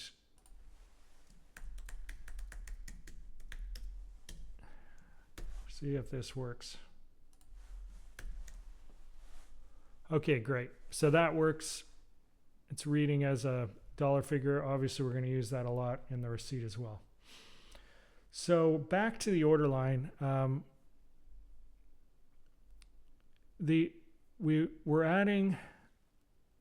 We've added the price to the order, and we parsed it round to 2. And then the next thing is the subtotal.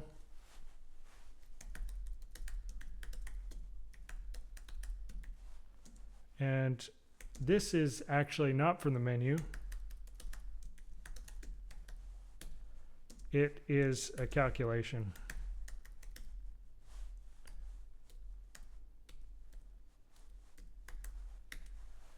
Current line price. The subtotal, and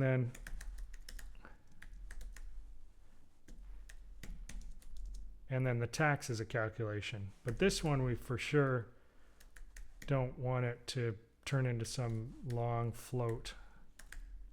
So I'm going to round it to 2. Utilities is spelled wrong. Round to 2. So line data tax rate times current line subtotal.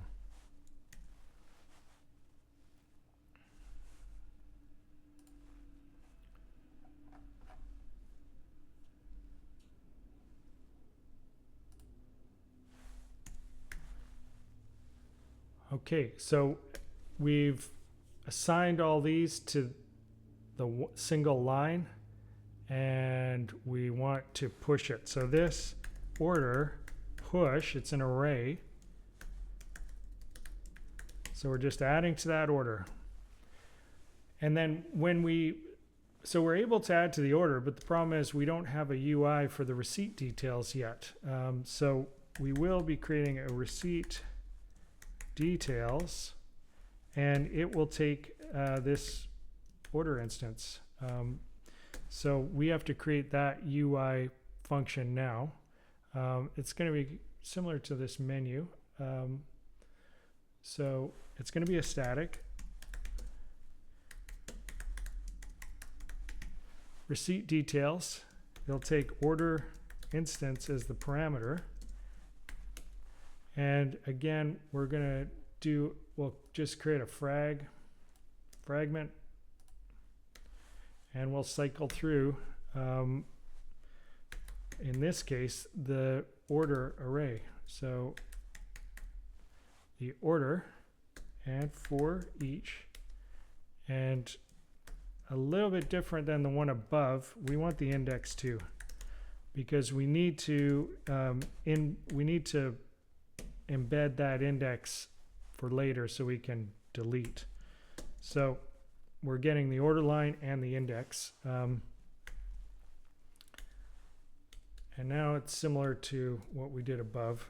Let receipt line, and here is when we'll take the HTML that we plugged in. It would be up here. So we're going to create, the node will be the TR, and we're going to create an element out of this, and we'll use the backtick, put that in there, and again we're going to use these variables, and order line description. So we're going to have the description, and we will have the quantity.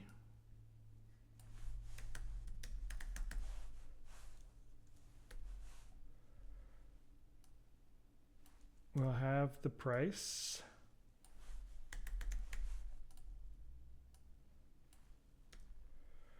We'll have the subtotal.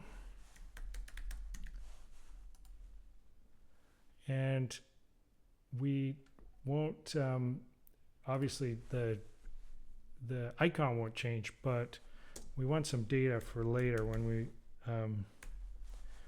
want to delete that. So we'll call it data delete. And within that, we will just have the index. Just so we can grab that, we know which one we're deleting when we click on it later. That's the next on our to-do list. So we got the description, quantity. The problem with the price, we have to convert this. So we'll do a convert float to string.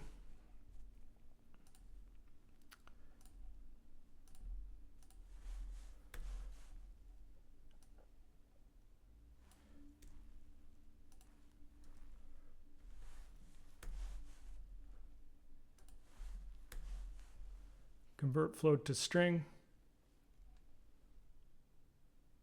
So that should do it for that element. And now we got to do the node. Document. Create element. And the node will be the row tr element. And let's set an attribute.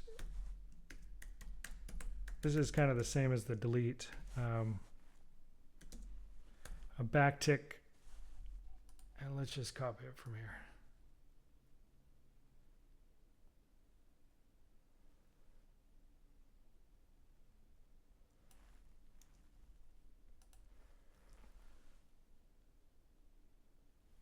And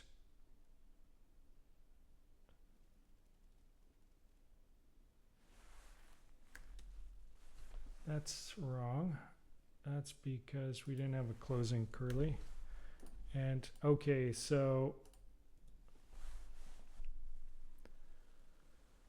index to string, and then node.inner HTML receipt line, and then frag append child. Okay, that's all great. Oh, we haven't attached yet, actually, so it's not great. We will get the receipt details. Let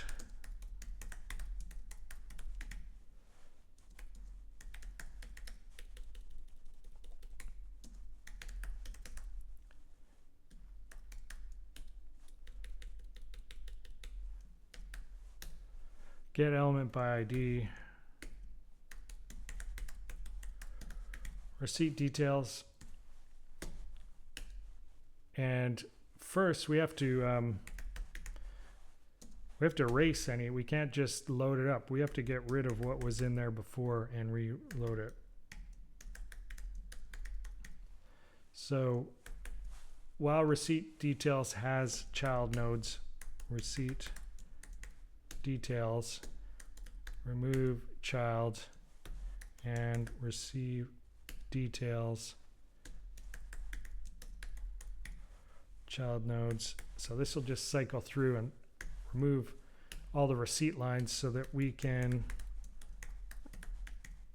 re-append them to a blank container.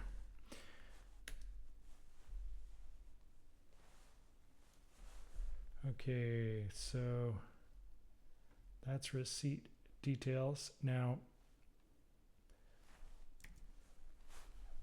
that should work, but now we need a listener on these items. So we have to go back up to the menu.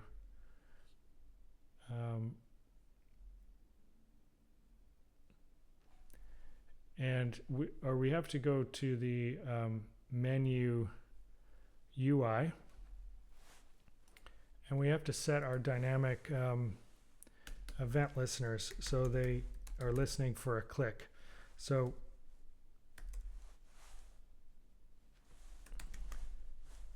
select all,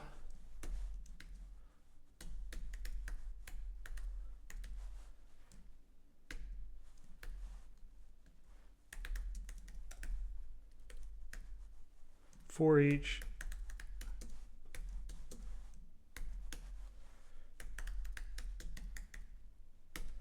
add event listener,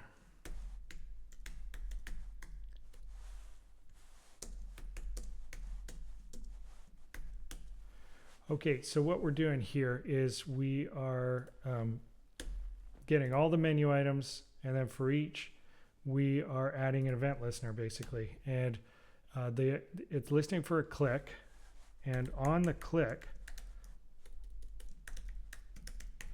we're doing an add in order instance, and we're taking that method we just did, and remember the parameter is quantity. We're only doing one at a time, and from the button we're getting get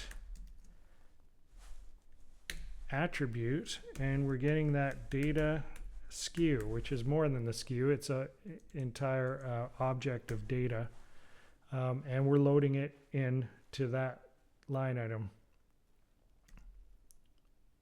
So let's see if that works. It's not working. Let's do an inspect. See where the problem is. Looks like we got an error.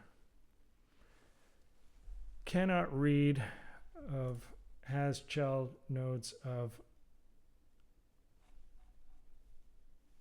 null. So receipt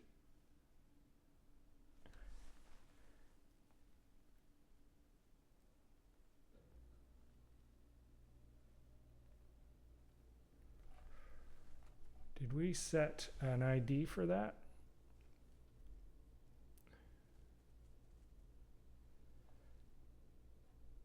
That's the problem.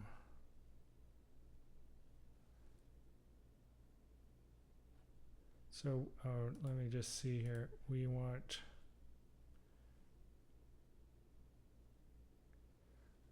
receipt details would probably be the table, I guess.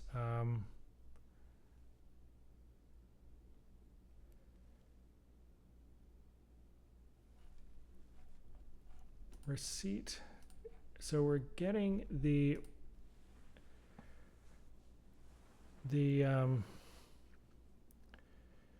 receipt details.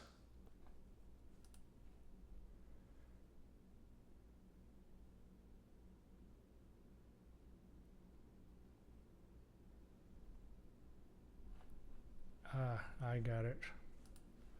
We want this T body. That's what we're missing.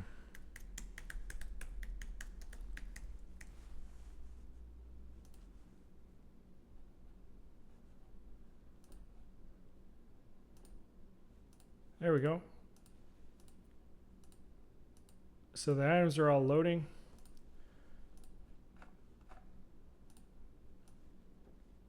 Add items.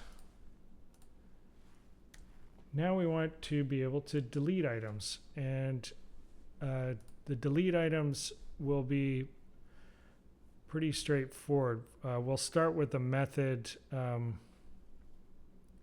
within the order after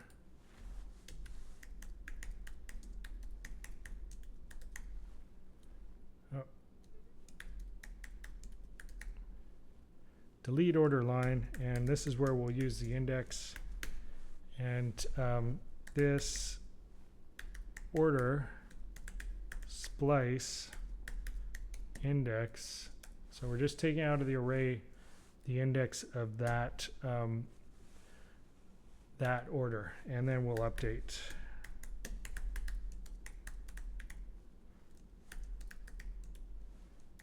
But we have to add listener, and the listener will be loaded whenever we load the receipt details. So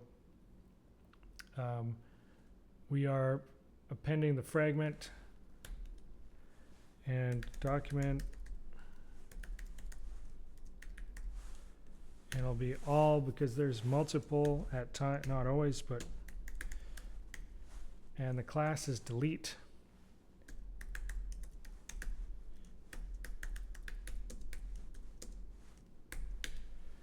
And let's add an event listener.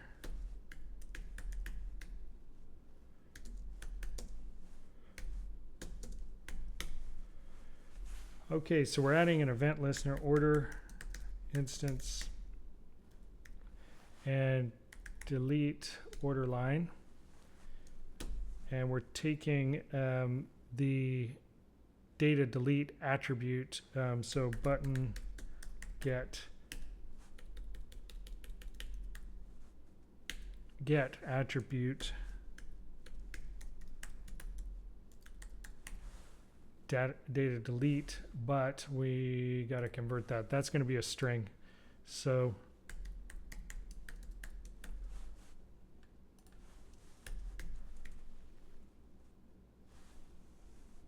let's see how that works. Yeah, that works. Okay, let's get rid of we have that one plugged in item. We don't need that anymore. So it comes up empty. We can click, we can delete, and even if we don't delete the last one, it just updates very nicely. So let's go back to our to-do list. We got that one done, and now we want to update summary. So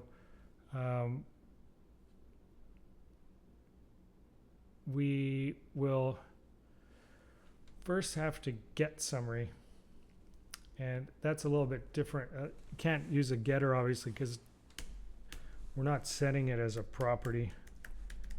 So get summary, it's just going to be a calculation. First I'll initialize an empty summary.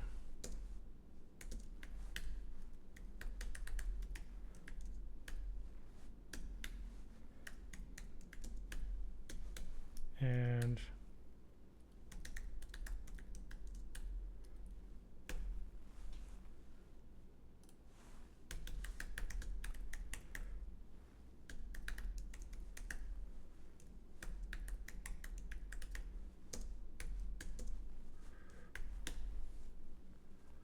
so we're going to cycle through the order and just add them. So summary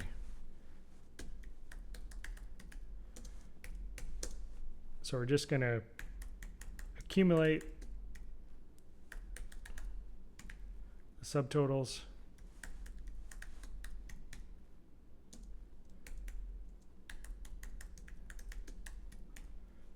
Tax. And then at the end, this, or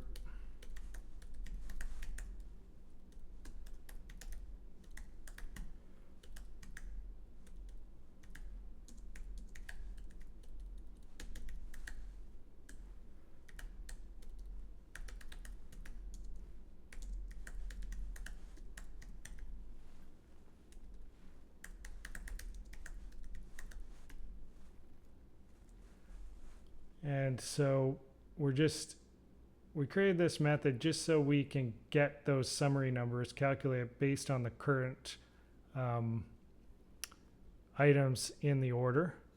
And so let's do a summary UI.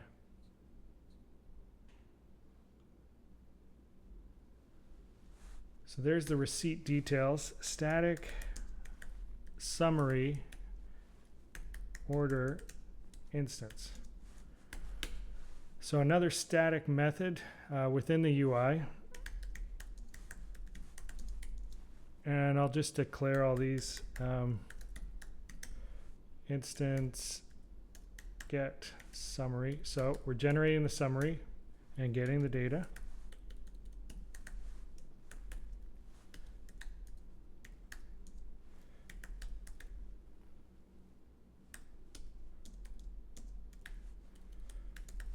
And get these document elements. Get element by ID, and we got subtotal summary.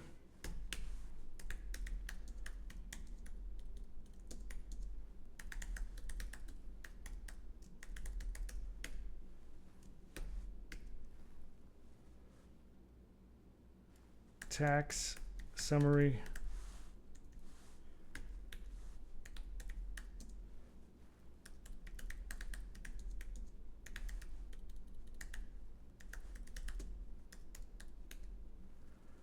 And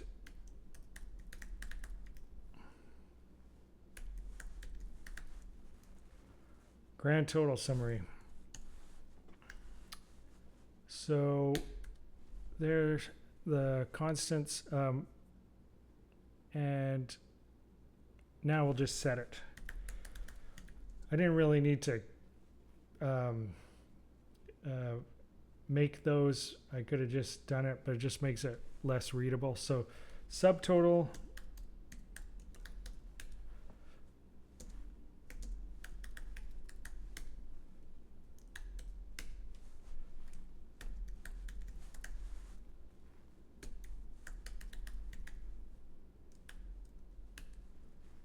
and tax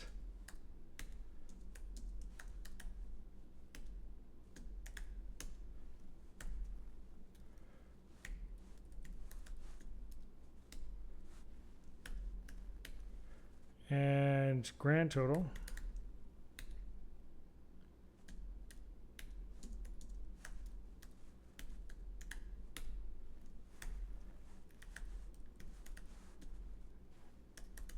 And that's about it. So that will update the summary, and we have to run that every time. We'll put it in the receipt details UI. So after we append the fragment,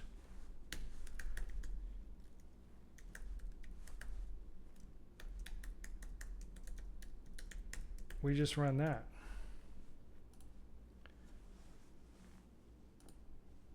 And there we go, except the tax isn't working.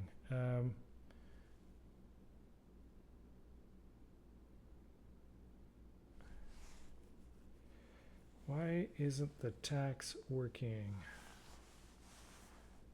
First off, let's check if the subtotal tax, the ID looks good.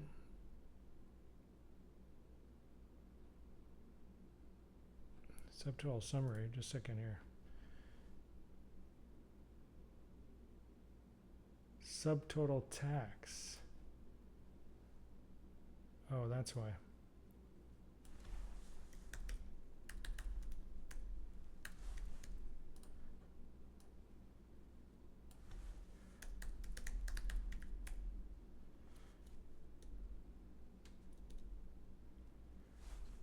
Wait a second. This is the one that's wrong. Tax. Tax summary.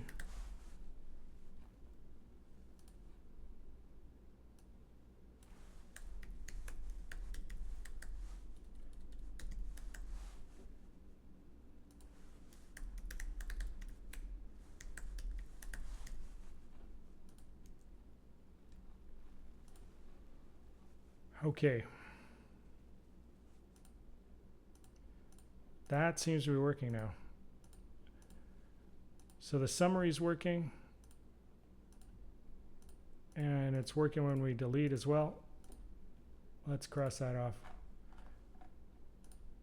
And clear order is next on our list.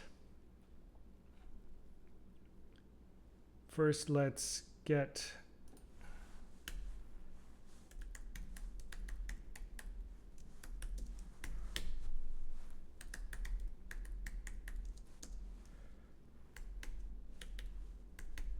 think that should just be it for clear order. Oh, but then we have to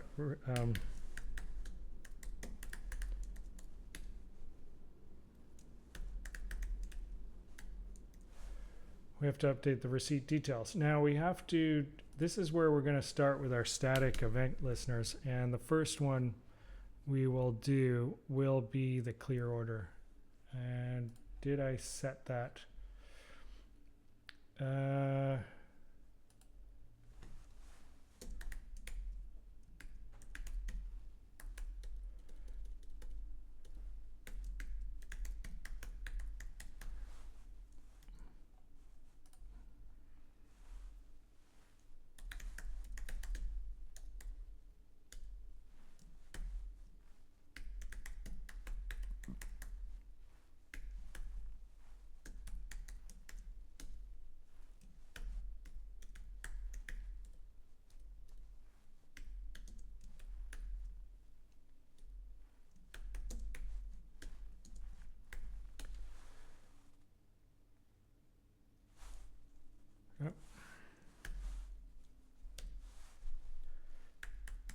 And this is based on the instantiated order, of course. Let's see if this works.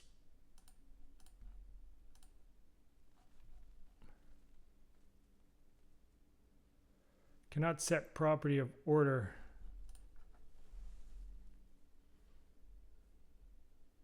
That's the problem.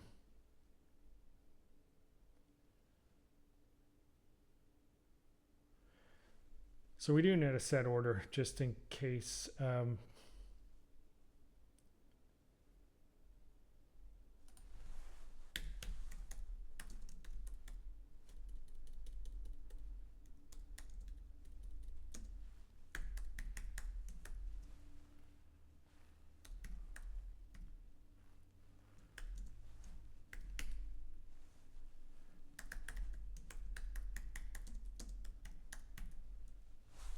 Okay. I mean, we could maybe just do it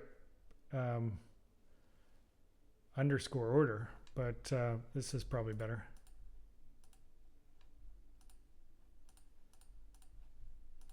Okay, so that seems to be working well. So clear order done. Now we want to this is actually payment overlay. It's the paypad and the white close button and the overlay covering the menu. So open payment overlay. And we actually want to close payment overlay. That's another to do. So to open the payment overlay, that's just going to be us changing the style, and it's going to be mainly a UI thing. So let's create in the UI.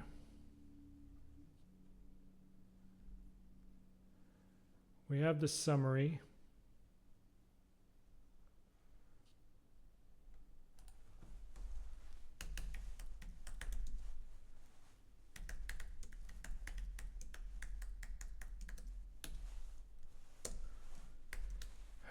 So show paypad.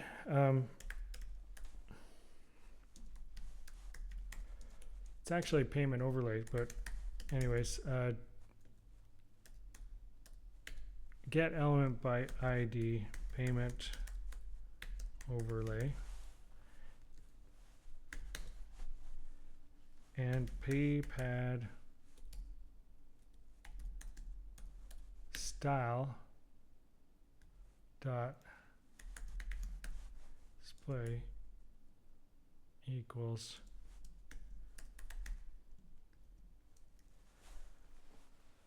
okay, there's show paypad.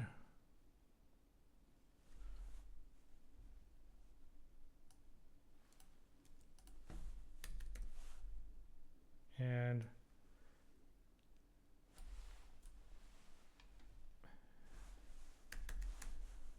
hide pay pad.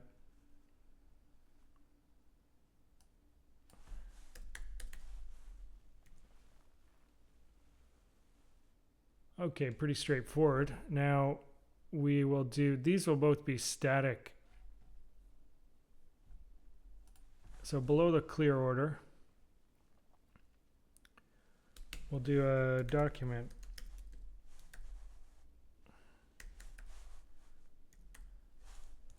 It's going to be multiple query selector all.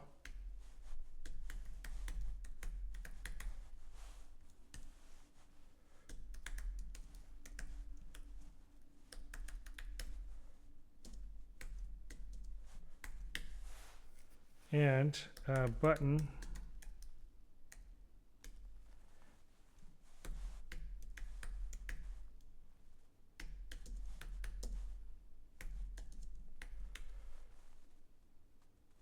and here we will show pay pad order, and we will also want to change the payment type, but we're not going to worry about that yet. So that's just going to show it.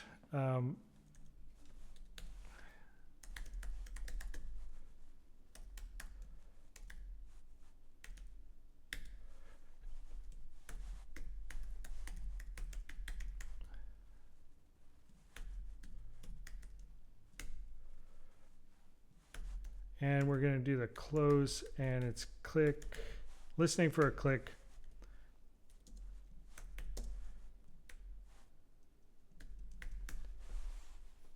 And on that click will be order, or sorry, UI hide pay pad order.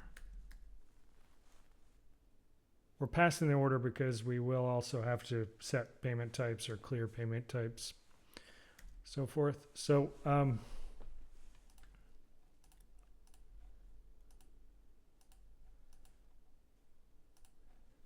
we don't, I may not have set PayPad show on those icons.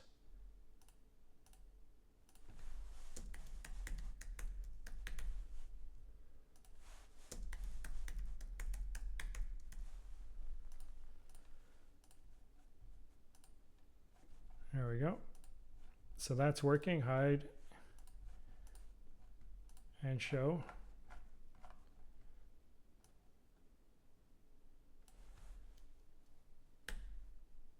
One thing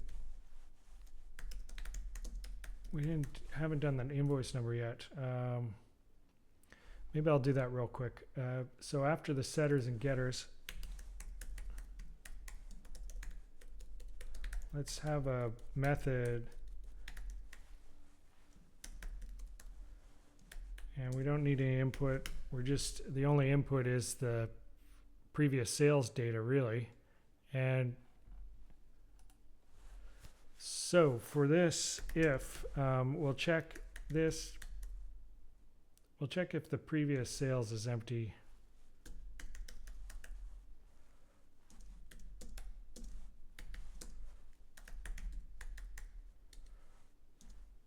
Or undefined.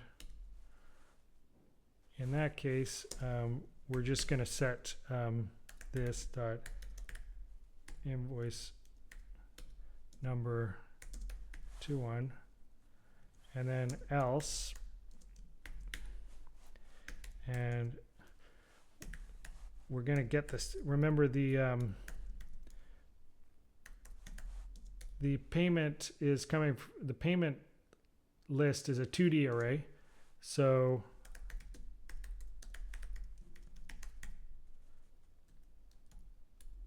I'm going to use map and a pointer function here. We're getting the skew, and the skew is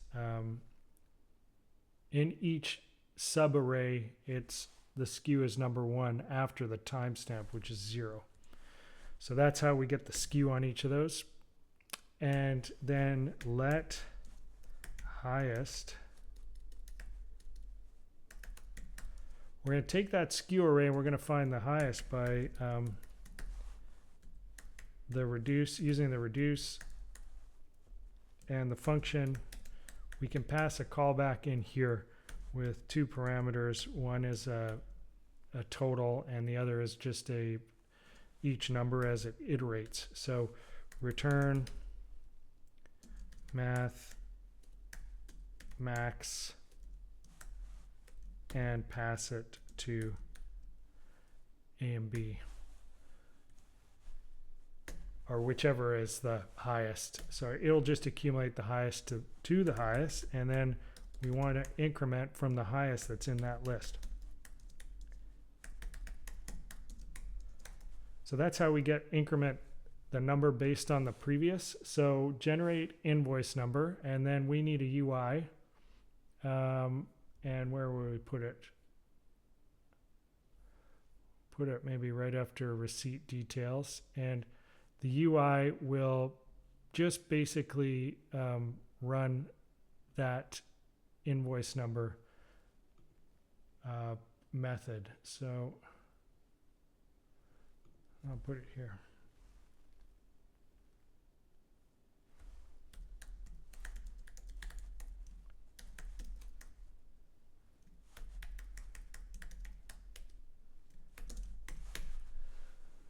So invoice number, and then we just order instance, generate invoice number, no parameter, and a constant invoice number.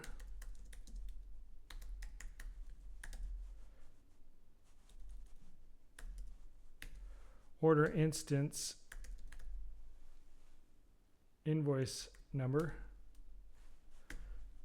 and document get element by ID, and it is invoice number, I believe. Should be anyways. Text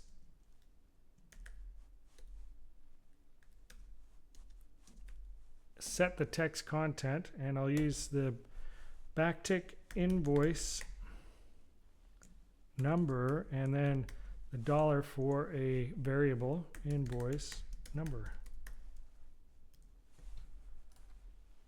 And we want to set the invoice number, basically we want to set it when we instantiate, after we load the menu, basically. So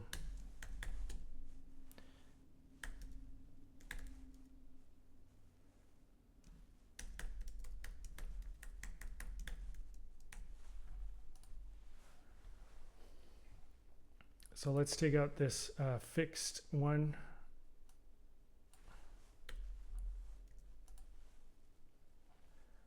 So there we go, it's loading. So there's the invoice number on our to-do list. So we're making good progress. Now we have to worry about the payment. And for the payment, we will have to we'll have to create another method in here. So we'll do, after get summary,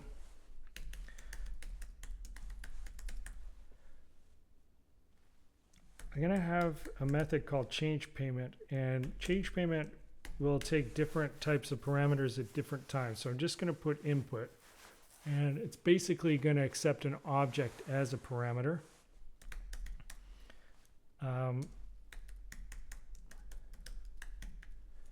So every time we change the payment, we need to check the grand total, because we need to see if the customer has paid enough.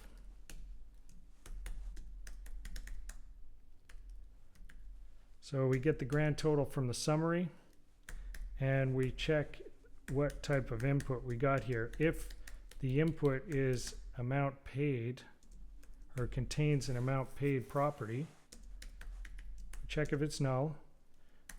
This payment paid equals, it's coming in as a string, float, input, amount paid. And we'll check this if input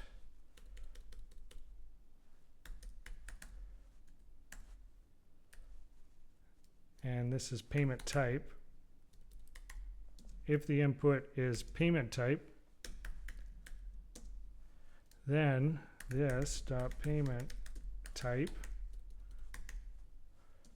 equals input type. And then we're going to check,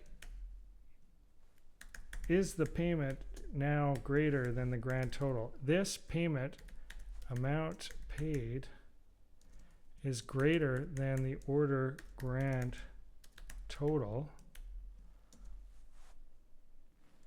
Then this payment change tip equals this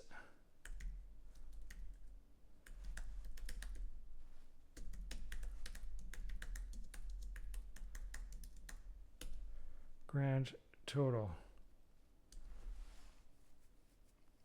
And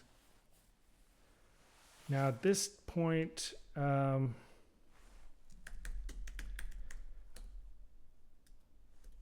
this is what determines whether that button shows. So the close button is, we want to create a static, just a simple static UI.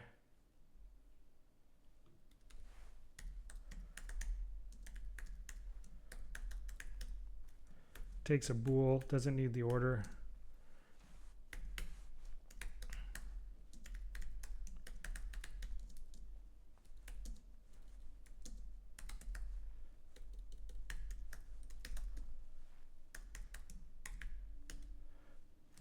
And it's close sale. And if bool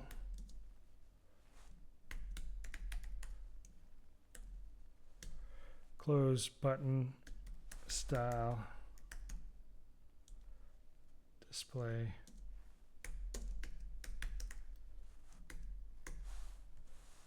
else, and close button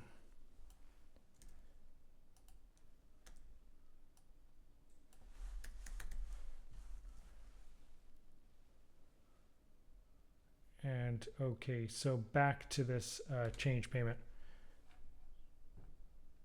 That's misspelled. And so change payment, and we need an else.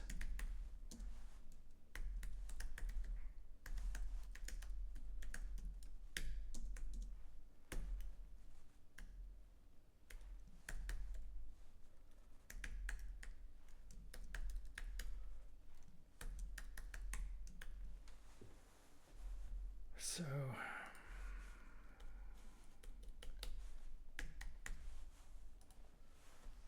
if amount paid is greater, I believe we should have equal here.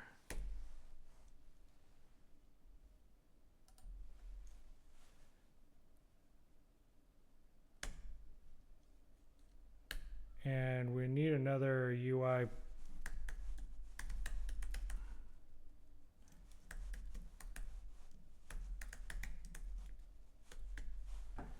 The UI would be payment summary.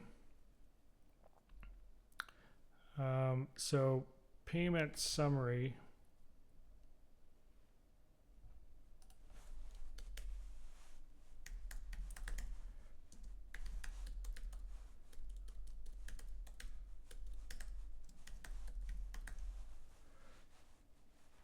it'll take order instance,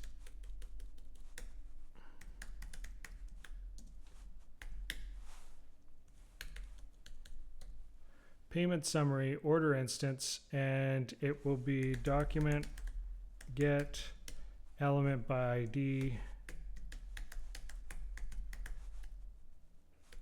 amount paid,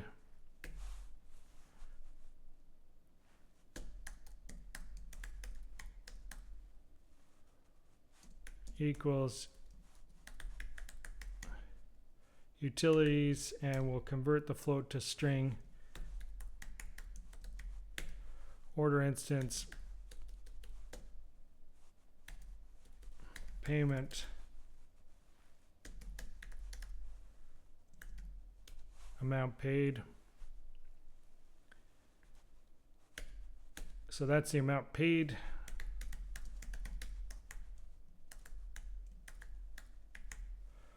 And the change tip title,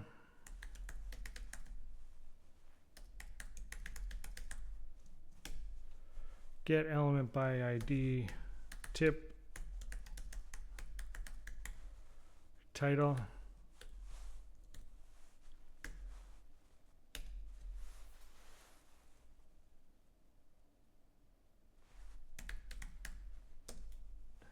payment type,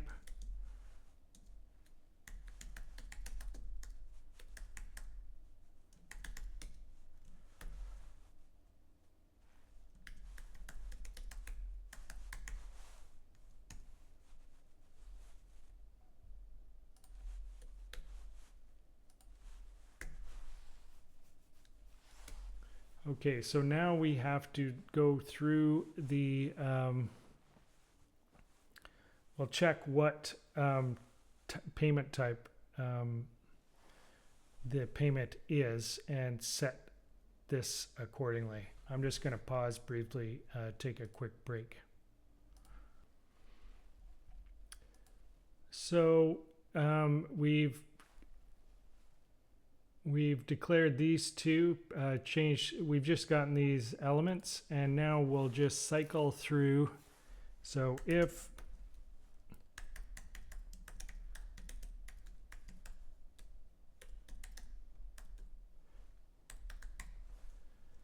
order instance payment type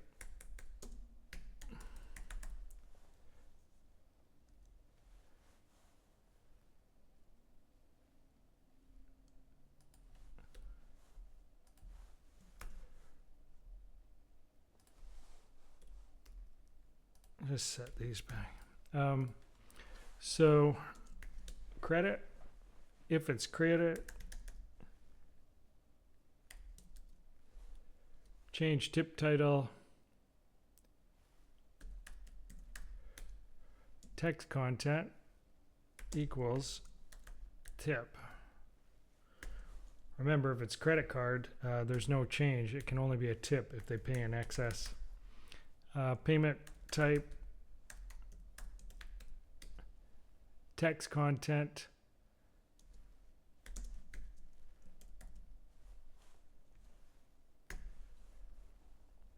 so that's if it's credit.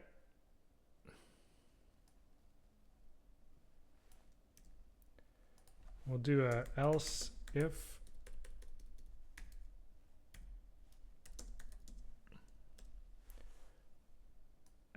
cash. This will be change, and this will be cash.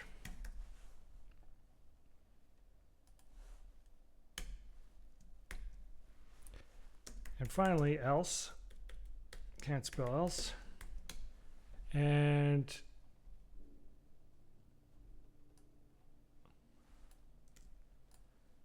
changes the default, and this is blank.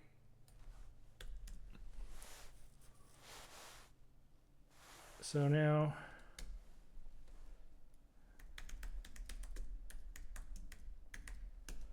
get element by ID, and we'll do the tip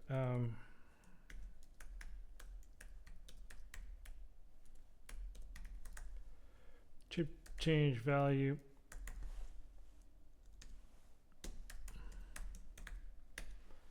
text content, and convert float to string, order instance payment Remember, it's an object, change or tip.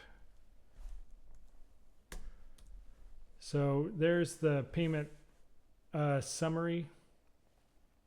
Down there. And the payment summary, we will run that whenever we change the payment. For one, we'll run it a couple times, but we run it when we change the payment. So next we have to do, well, real quick, I'm just going to do a clear payment. Clear.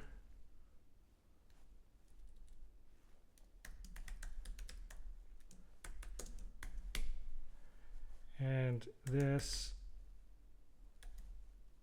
payment equals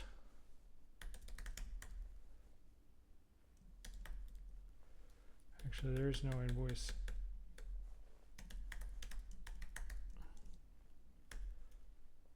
Amount paid, type,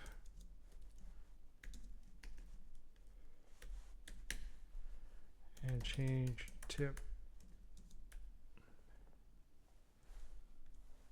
Just so we have that, we'll need that as well. Oh, and then that will automatically should run the UI payment summary as well with this instance. So there's a clear payment. And now the only way we can, well, first off, we need to change those event listeners so that when we click on the PayPad show, we are also getting the attribute data payment type, and we have to put data payment types in these, which I don't think we did. So after the class data payment type equals, and the first one is cash, and this one data payment type, and this one will be credit.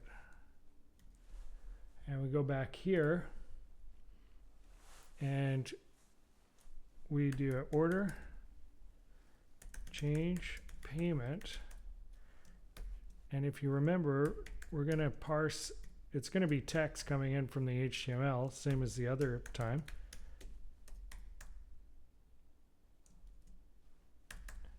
And get attribute, and the attribute we're getting is data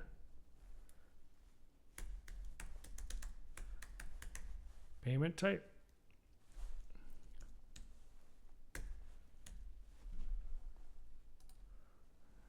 So hopefully, so unexpected token in the JSON, and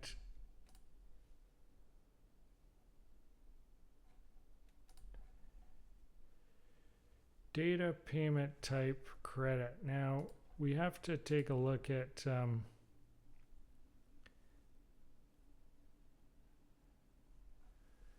data payment type. Oh, we have to put in a full,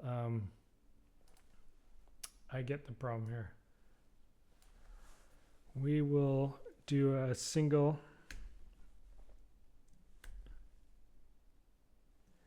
and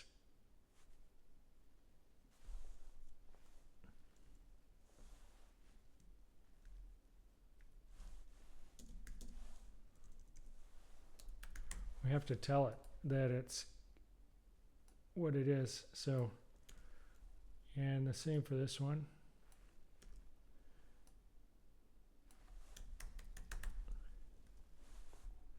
There we go.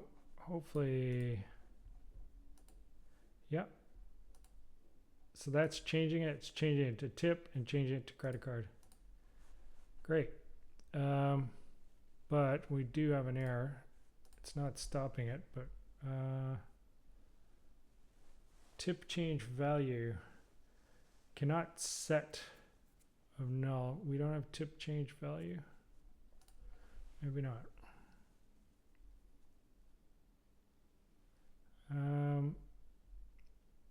There we go.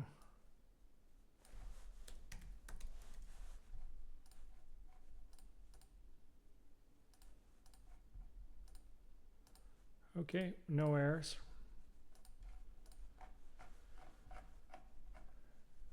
Okay, so we have signed payment type.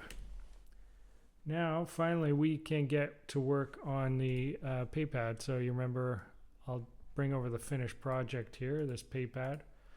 We plug it in, and it just enters it by the cent, and it pushes the next numbers up, and it's the same when we delete. And then as soon as we clear equal or clear that, so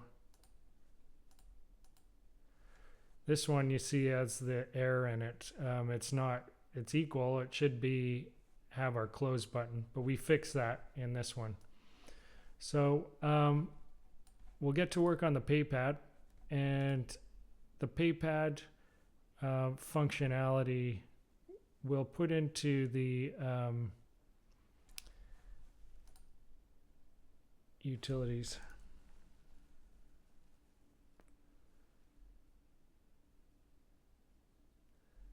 And let's just get down here. So utilities, we've got convert float to string, round to 2. Let's create a static PayPad, and we'll take an input and the order instance. Now, what we're taking, the input, we're reading this data. If you remember, each of these has a data ID. So we're going to take, first off, we're going to just check, is this a number? And we'll do this by if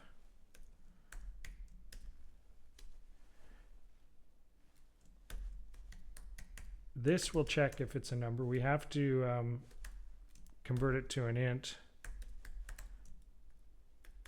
If it's one of the other ones, it won't convert to an int because those are strings. And this, and what we'll do is we'll split this up. So the PayPad will have static number PayPad, static number PayPad, same.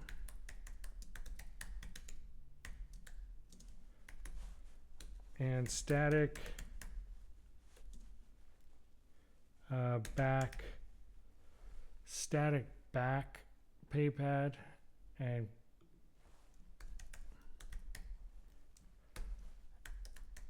we don't need to, it'll only be one input in that case.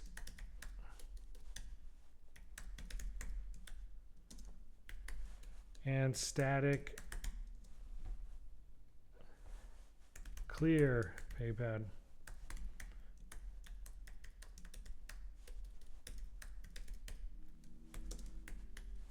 And so we will do, first we check,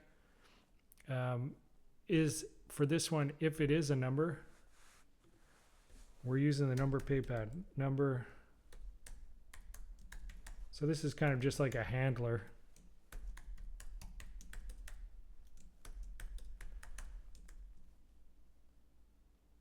Number PayPad, order instance. So we're just handling the input and sending it to another method, else if input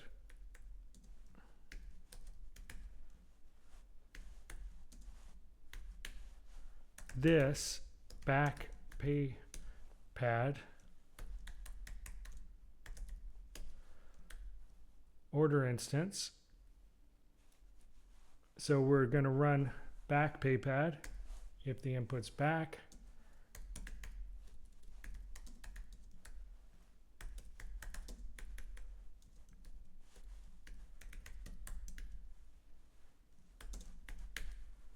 and this dot clear paypad order instance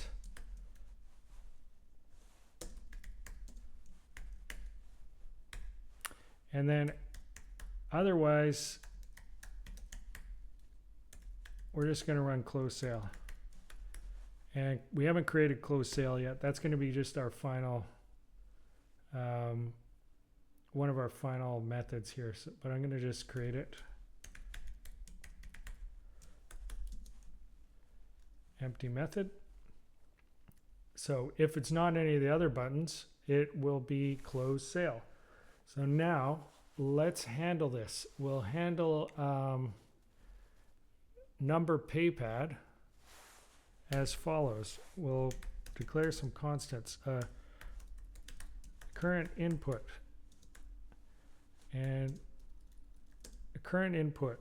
Now, if you remember, when we enter a number, if I enter 1, it's going to add 1 cent, but it's going to move all the other numbers up. So keep that in mind.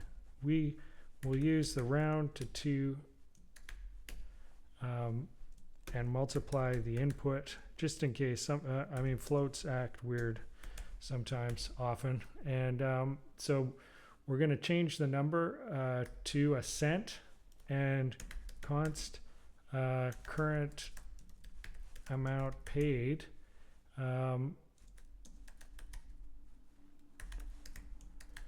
We're going to move everything up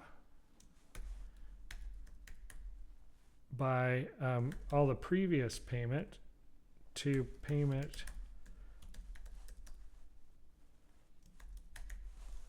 so the current amount paid, we just get that number, and the new amount paid will be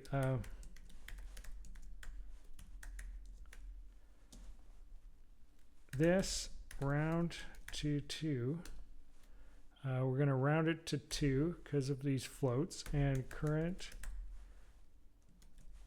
amount paid times 10. So we're moving everything up to make way for this cent value we put in. So that should make the new amount paid. So it moves everything up, adds the cent at the bottom. So if the current amount paid is 0,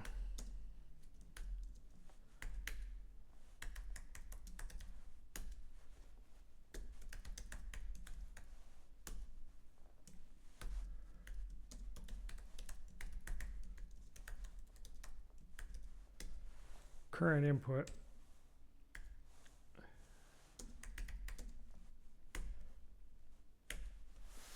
else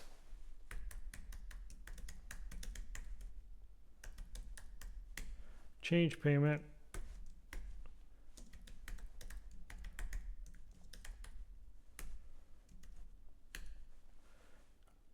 so if it's 0 we just add the cent, else we just input this new amount paid. So that should work for the number, if it's a number.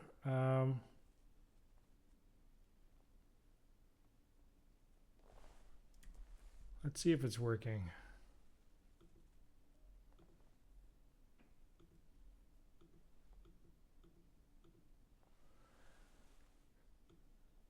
So we have to add event listeners.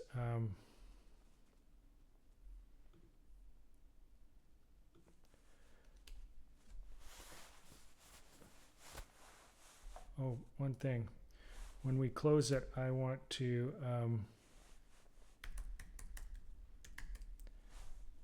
it's kind of a separate issue, but when we close the paypad, I want to clear it. But anyways, okay, so document query selector all.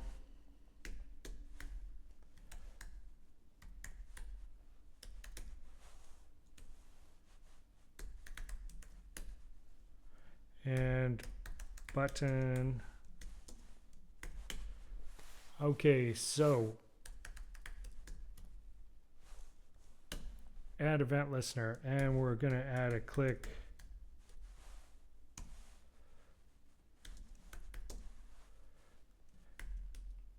Oh, forgot the pointer or the arrow. So it's in utilities and it's PayPad, and PayPad's the handler, and it'll tell us, it'll check what the input is, but get attribute, and we'll get data ID, and then the order instance is the second parameter. So let's see.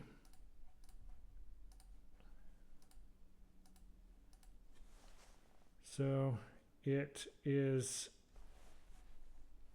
whatever it's doing, it's not updating the UI. So it is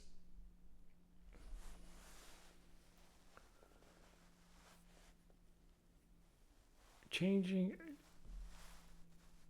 Let's see here, change payment.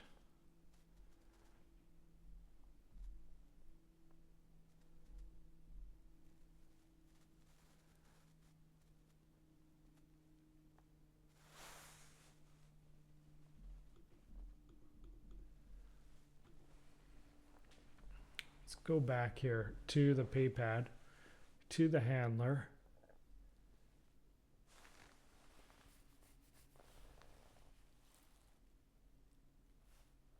Order instance, change payment.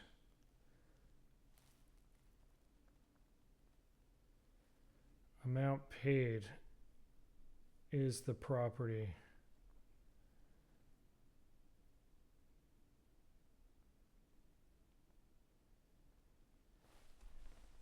Input amount.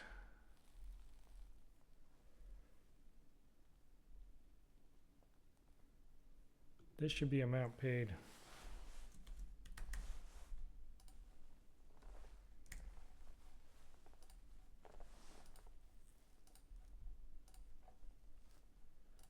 There we go.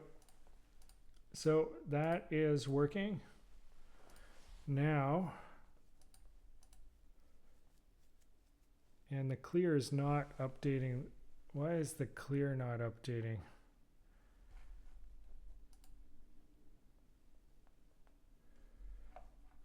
Clear order.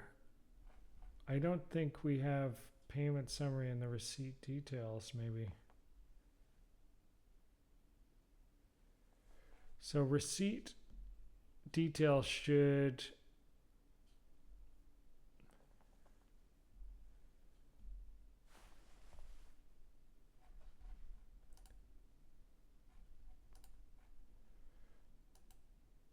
so close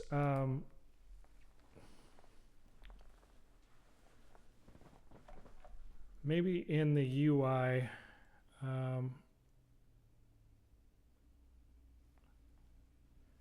hide PayPad, show PayPad,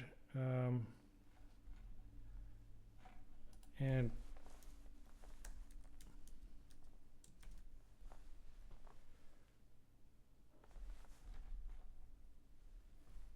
change payment and clear payment should both have it. So why isn't it clearing when we close?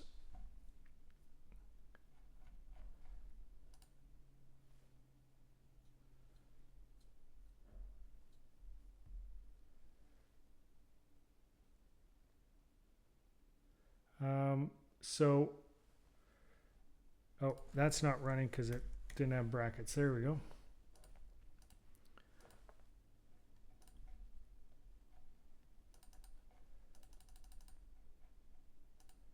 There we go. So it's clearing now. And now we have the handler working and the numbers working. Now we just have to have get the back PayPad working. So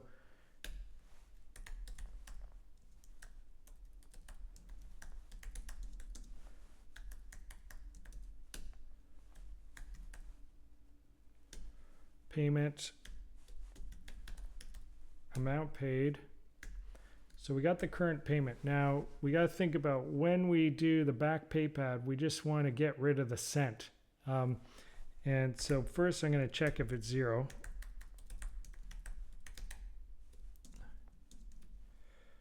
Because if it's not, we don't want to do anything on a back.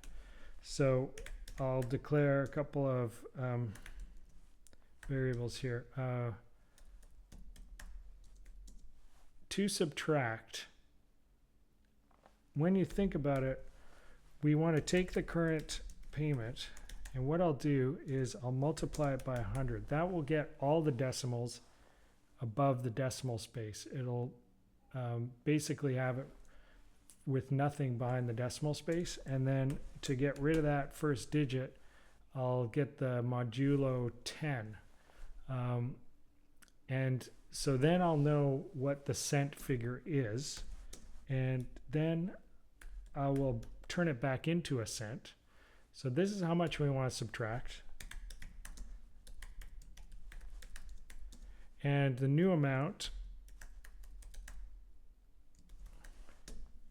is simply whatever the current payment is minus 2 subtract, but then we got to reduce it by 10%. So we're basically reducing the number by 10%, but first we have to get rid of that cent amount. And now we have to change payment. Change payment.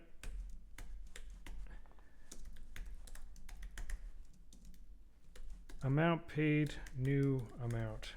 So we're passing that object as a parameter to the change payment. Let's see if that works.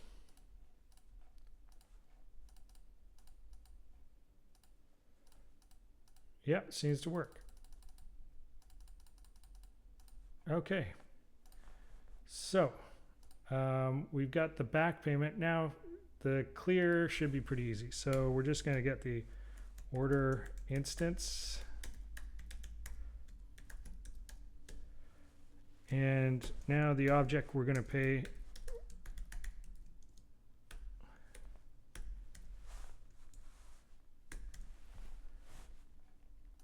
let's see if that works.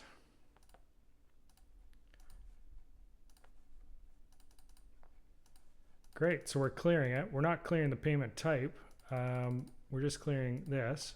So now that works. Great. Let's check. Let's take a look at our to-do. Okay, input payment buttons. And now we're ready to move on to the close sale.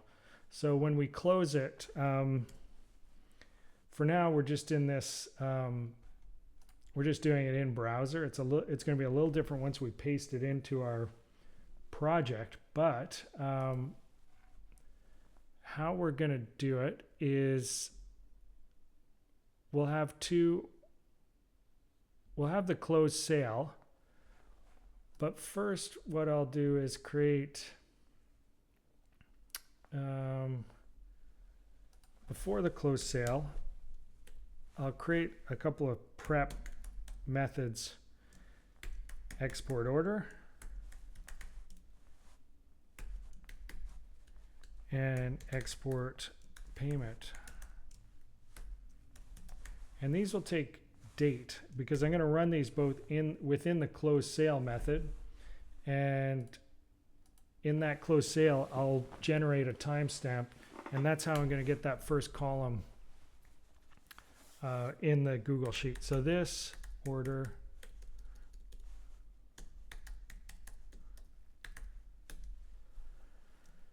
and it's order line, and let current line equal. So we're going to initialize a current line, and basically I'm just transforming our order, which is a array of objects, into a 2D array that can be placed easily into the Google Sheet. So I'm creating a new array and 2D array.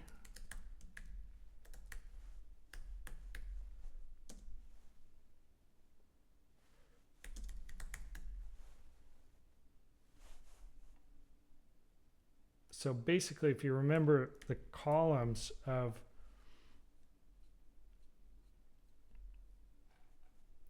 these are the columns in the Google Sheet.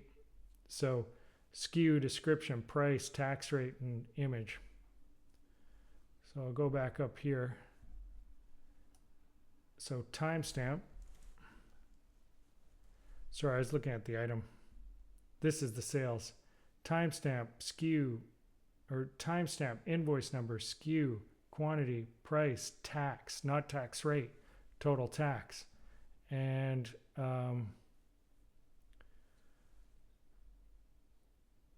so I will go back up to here. So this will equal the timestamp, invoice number, SKU, quantity, price, tax.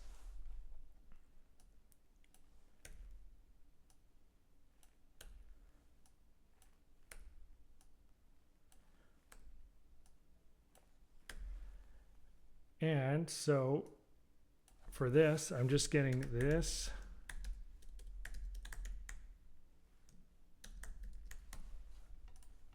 The invoice number, and now I'm going to use that order line. Why don't we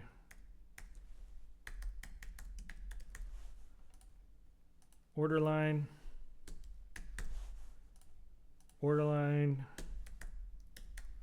quantity, order line, and order line tax, and let's push it. So for now, we're just pushing it into the previous sales data we have because we're not connected in this to the Google Sheet. We will be when I paste it into the app script. And so I'm going to push the line, and then I will this.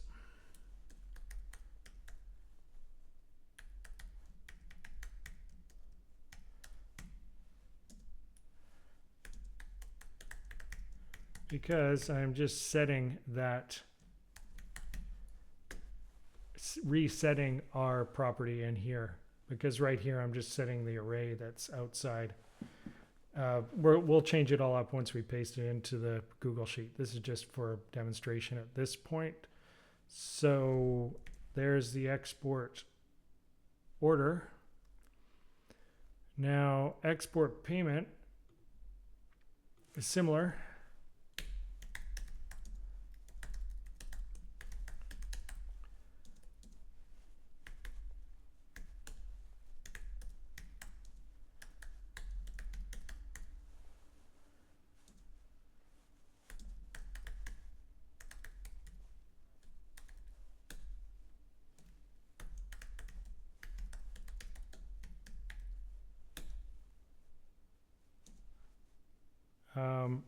Minus this.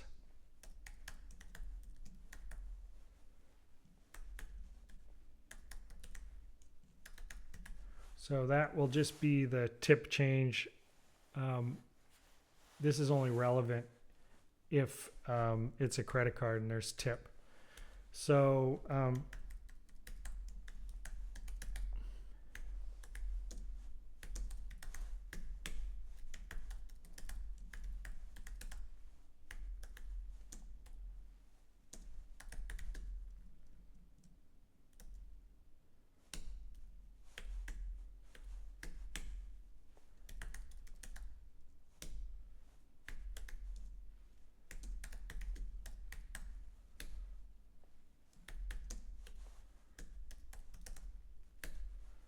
grand total.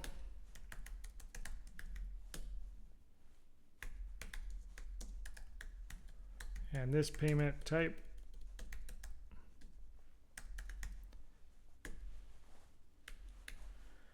If this payment, so we're checking if it's cash or credit card. If it's cash, the change tip will just be 0 automatically because there's no tips in the till. So current payment will be 0.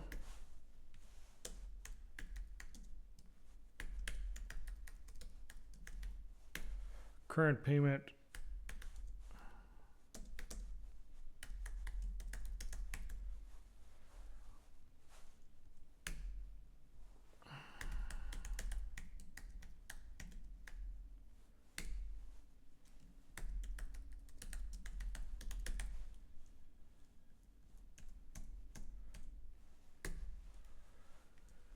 Okay, so there's the export order, there's the export payment. Now let's combine it all into this closed sale method. First, let's get the timestamp.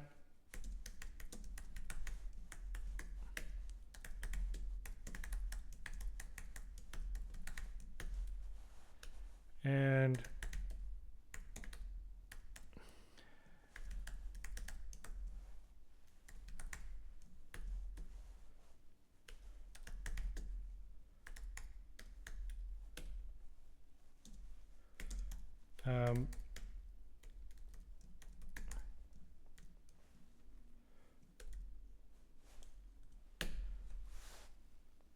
previous sales data, and UI, we want to clear the paypad, get rid of the paypad when we close, and this dot clear payment,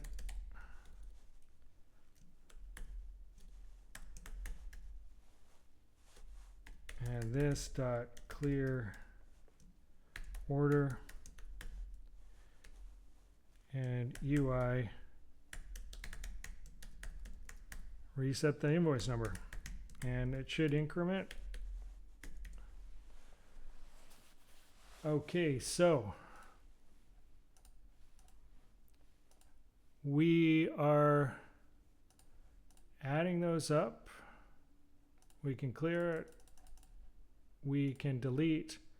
Let's do so that's change, and then that sets it. So, and we're incrementing the invoice number. So that should be pretty much, we should be ready now to paste it into our Google app script. So I'm going to get back to the IDE. I'll keep this open just in case, but probably don't need it again. All right, so here we are back in our IDE, and I am just going to paste this into here. Now, like I said before, there's a couple of changes. So I'm going to paste it below just so we'll replace this CSS first. And that's going to replace this link to the style sheet. We'll get rid of the JavaScript there because we will link to it down here at the bottom of the body, right at the end. So there's our links to our external CSS, and so I can delete. I can get rid of this. That's the original. And within this style, I will now copy all this CSS.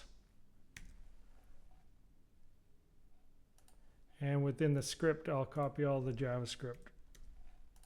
But we have to make some changes on how the data closes out. But this is a start. Now I'm going to do actually before I do a deploy, I just have to get permissions on this probably.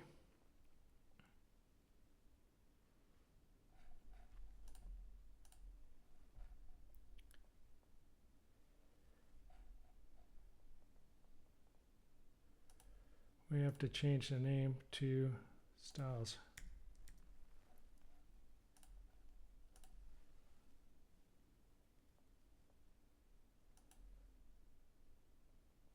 Okay, it's not asking me for permissions yet.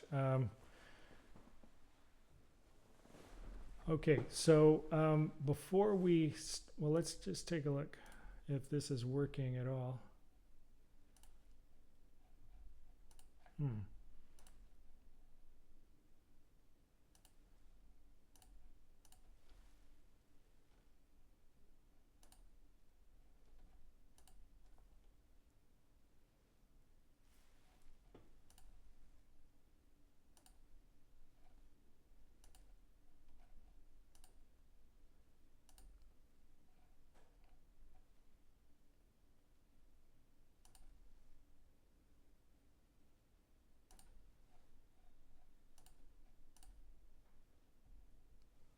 There we go. So that is loading. And it seems to be working pretty well. We can clear it. We can delete. And the pay pad comes up. Close sale comes up. Back works. Clear works. Credit card. Okay, so everything seems to be working good. But the one thing we cannot yet do is write to this.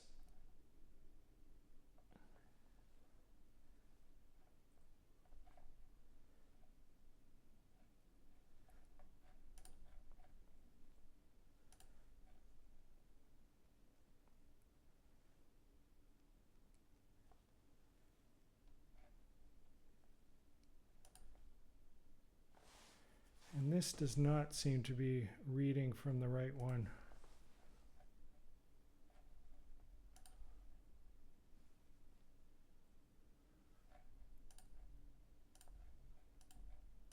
Let's try this again.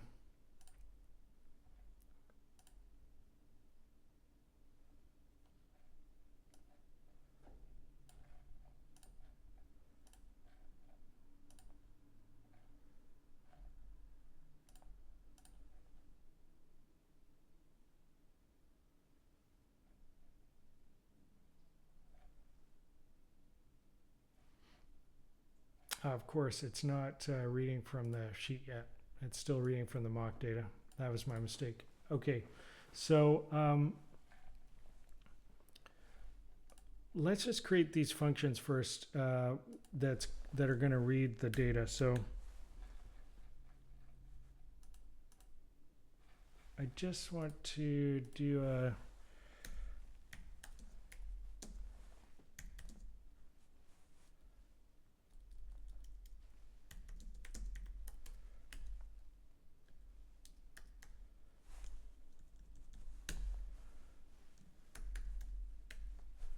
and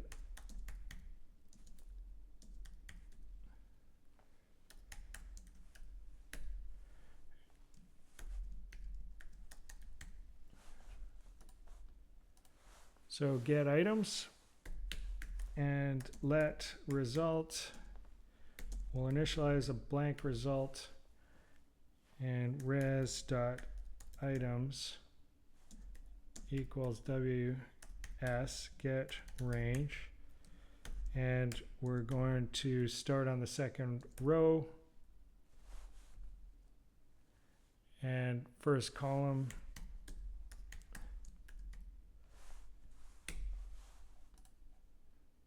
get last row, and we'll do -1 because we have a header, and get values.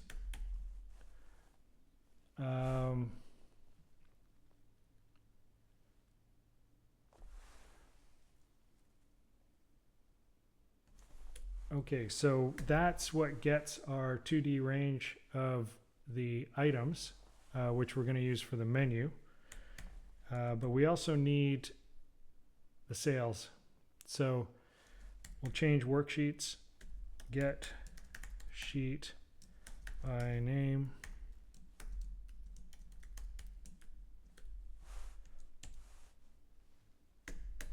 And we'll do res sales equal And we'll start on 2 on that one, and get last row -1, and goes to the 6th column, get values. So that's how we'll get the sales, and then we'll return that object. So this is an object with these two, which we're going to pass into the JavaScript. And then for writing the data, I'll declare a couple of constants.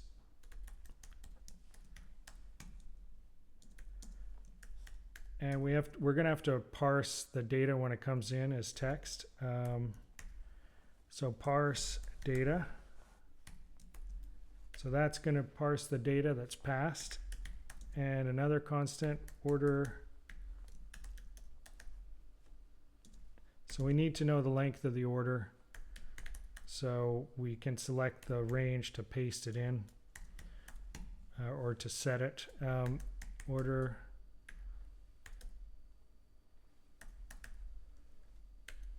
So imported data, order, and then the length of the order. And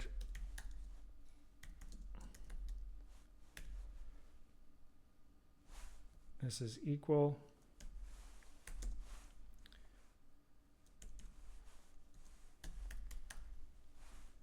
Get active spreadsheet. And we'll select the worksheet. Get sheet by name. Sales, and then the range. Get range. Get last row.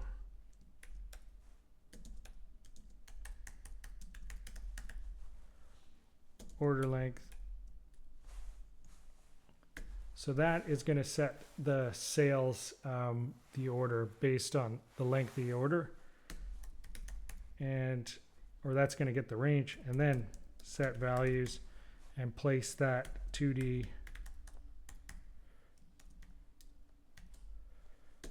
array from the JavaScript into that. Now let's set the payment, change the worksheet, get sheet by name, payments, and payment columns. Just get, in case there's no tip, information, just find out how many columns there are in it, and then range equals range get last row +1 1 1 payment columns,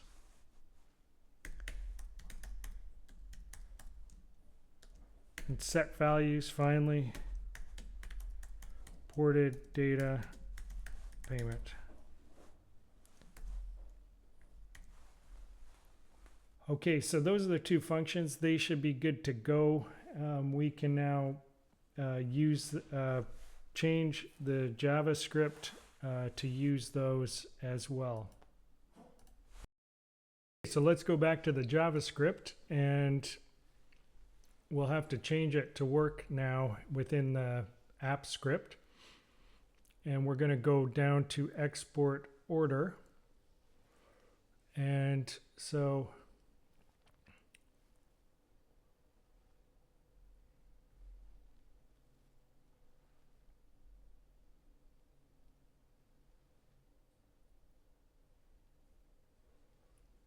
we're going to change this up a bit. So we'll let export data, we'll initialize a blank array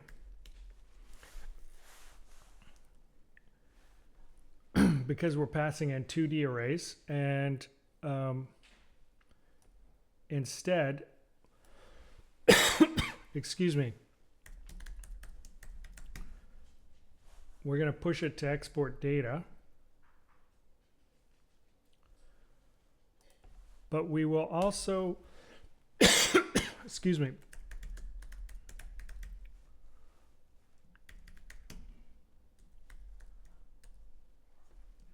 push it to this.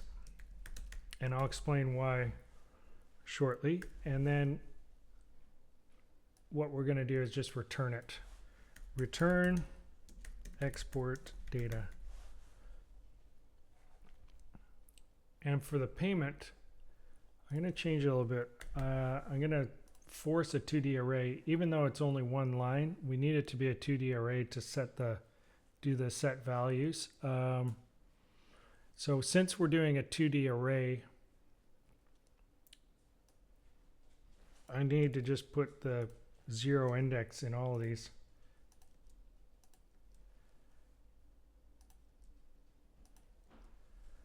So that should work, and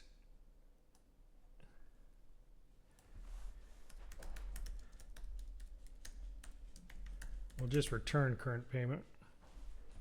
And so then moving on to the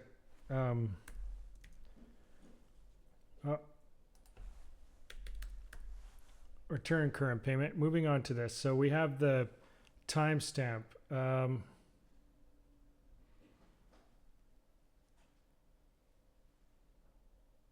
And then we're going to change this a little bit. I want to declare a couple of variables here.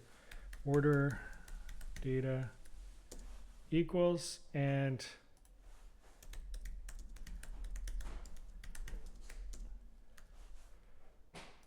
payment data, and then I'll take this out.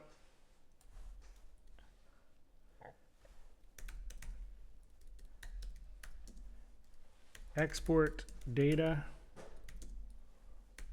and I'll just create this object with order data and payment data, and UI hide paypad, this clear payment, this clear order, this invoice number, and then I'm going to add a Google script run, and this is where we can run the function that we just wrote, but I have to pass in a stringified object which will unparse, which will parse when it comes out on the other side. We have to stringify it going in, so that should pass it properly to the set data.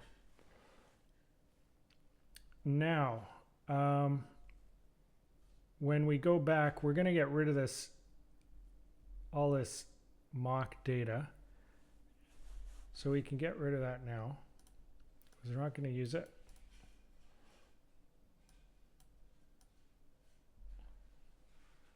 So I got rid of the mock data, and what we're going to do is in the order instantiation, the order instantiation will change.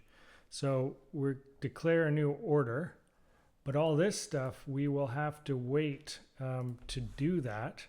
So I'm going to create a function sheet data, and within that we're going to run Google script run, and we're going to do a with success handler,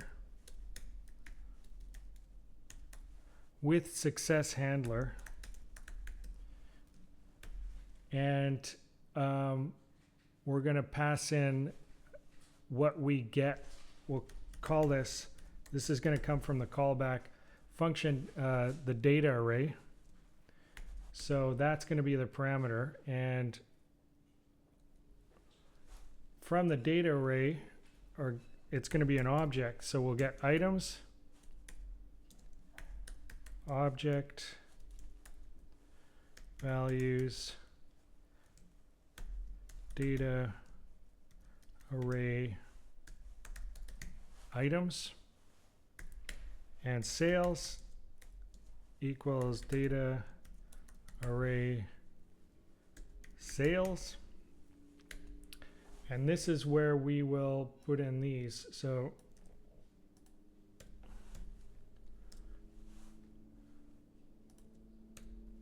order menu will equal items, and previous sales will equal sales. And we'll put these two in there too. And then we have to put in the function, the Google Apps script function, which is get data. And then we have to run it. And we'll run that here, sheet data. So this will enable us to wait for this data to load for the invoice number and the items. And it'll also should allow us to send the data back to the sheet. So let's see. I'm just going to redeploy it just in case. Okay, we need authorization.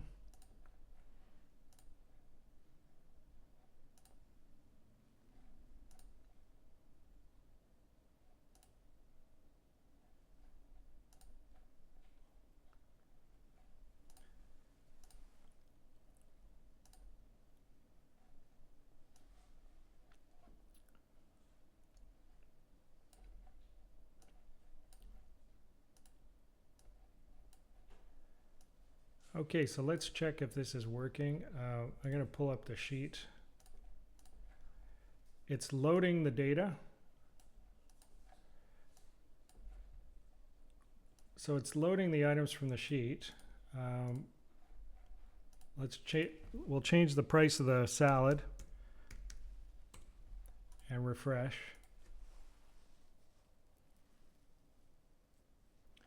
So it's updating, it's reading from the sheet. And now let's try to do an order. If we look at the historical orders, it is incrementing by 1. And we're going to create an order. I'm going to pay by credit card, and I'll say the customer pays $50 and leaves a tip. Let's see if it sends it. It sent the invoice. It incremented the invoice number, but it didn't send the payment. Let's take a look.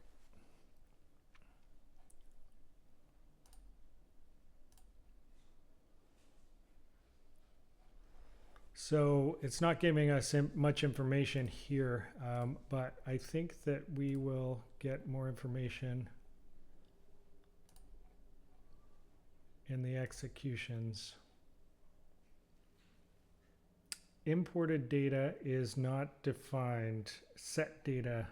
Okay, let's take a look. 30.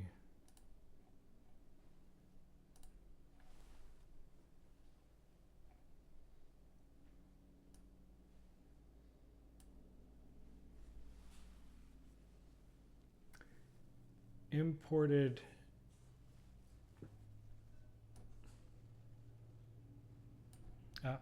spelling error.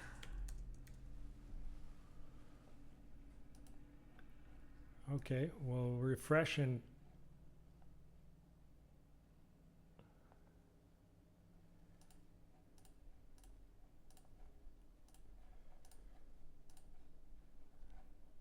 we mainly want to see if the payments go through.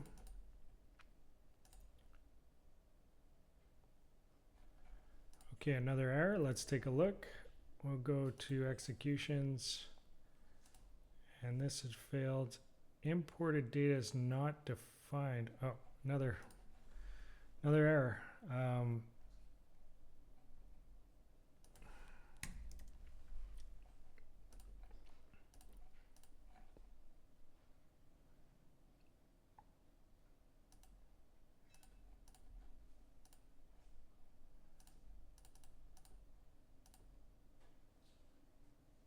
There we go. So the payment was passed, and the invoice was passed. And so now this is functional. And again, you would want to configure it for your own business. You know, the way the tips work, you might want to add functionality where, you know, the customer can leave a certain percentage of tips.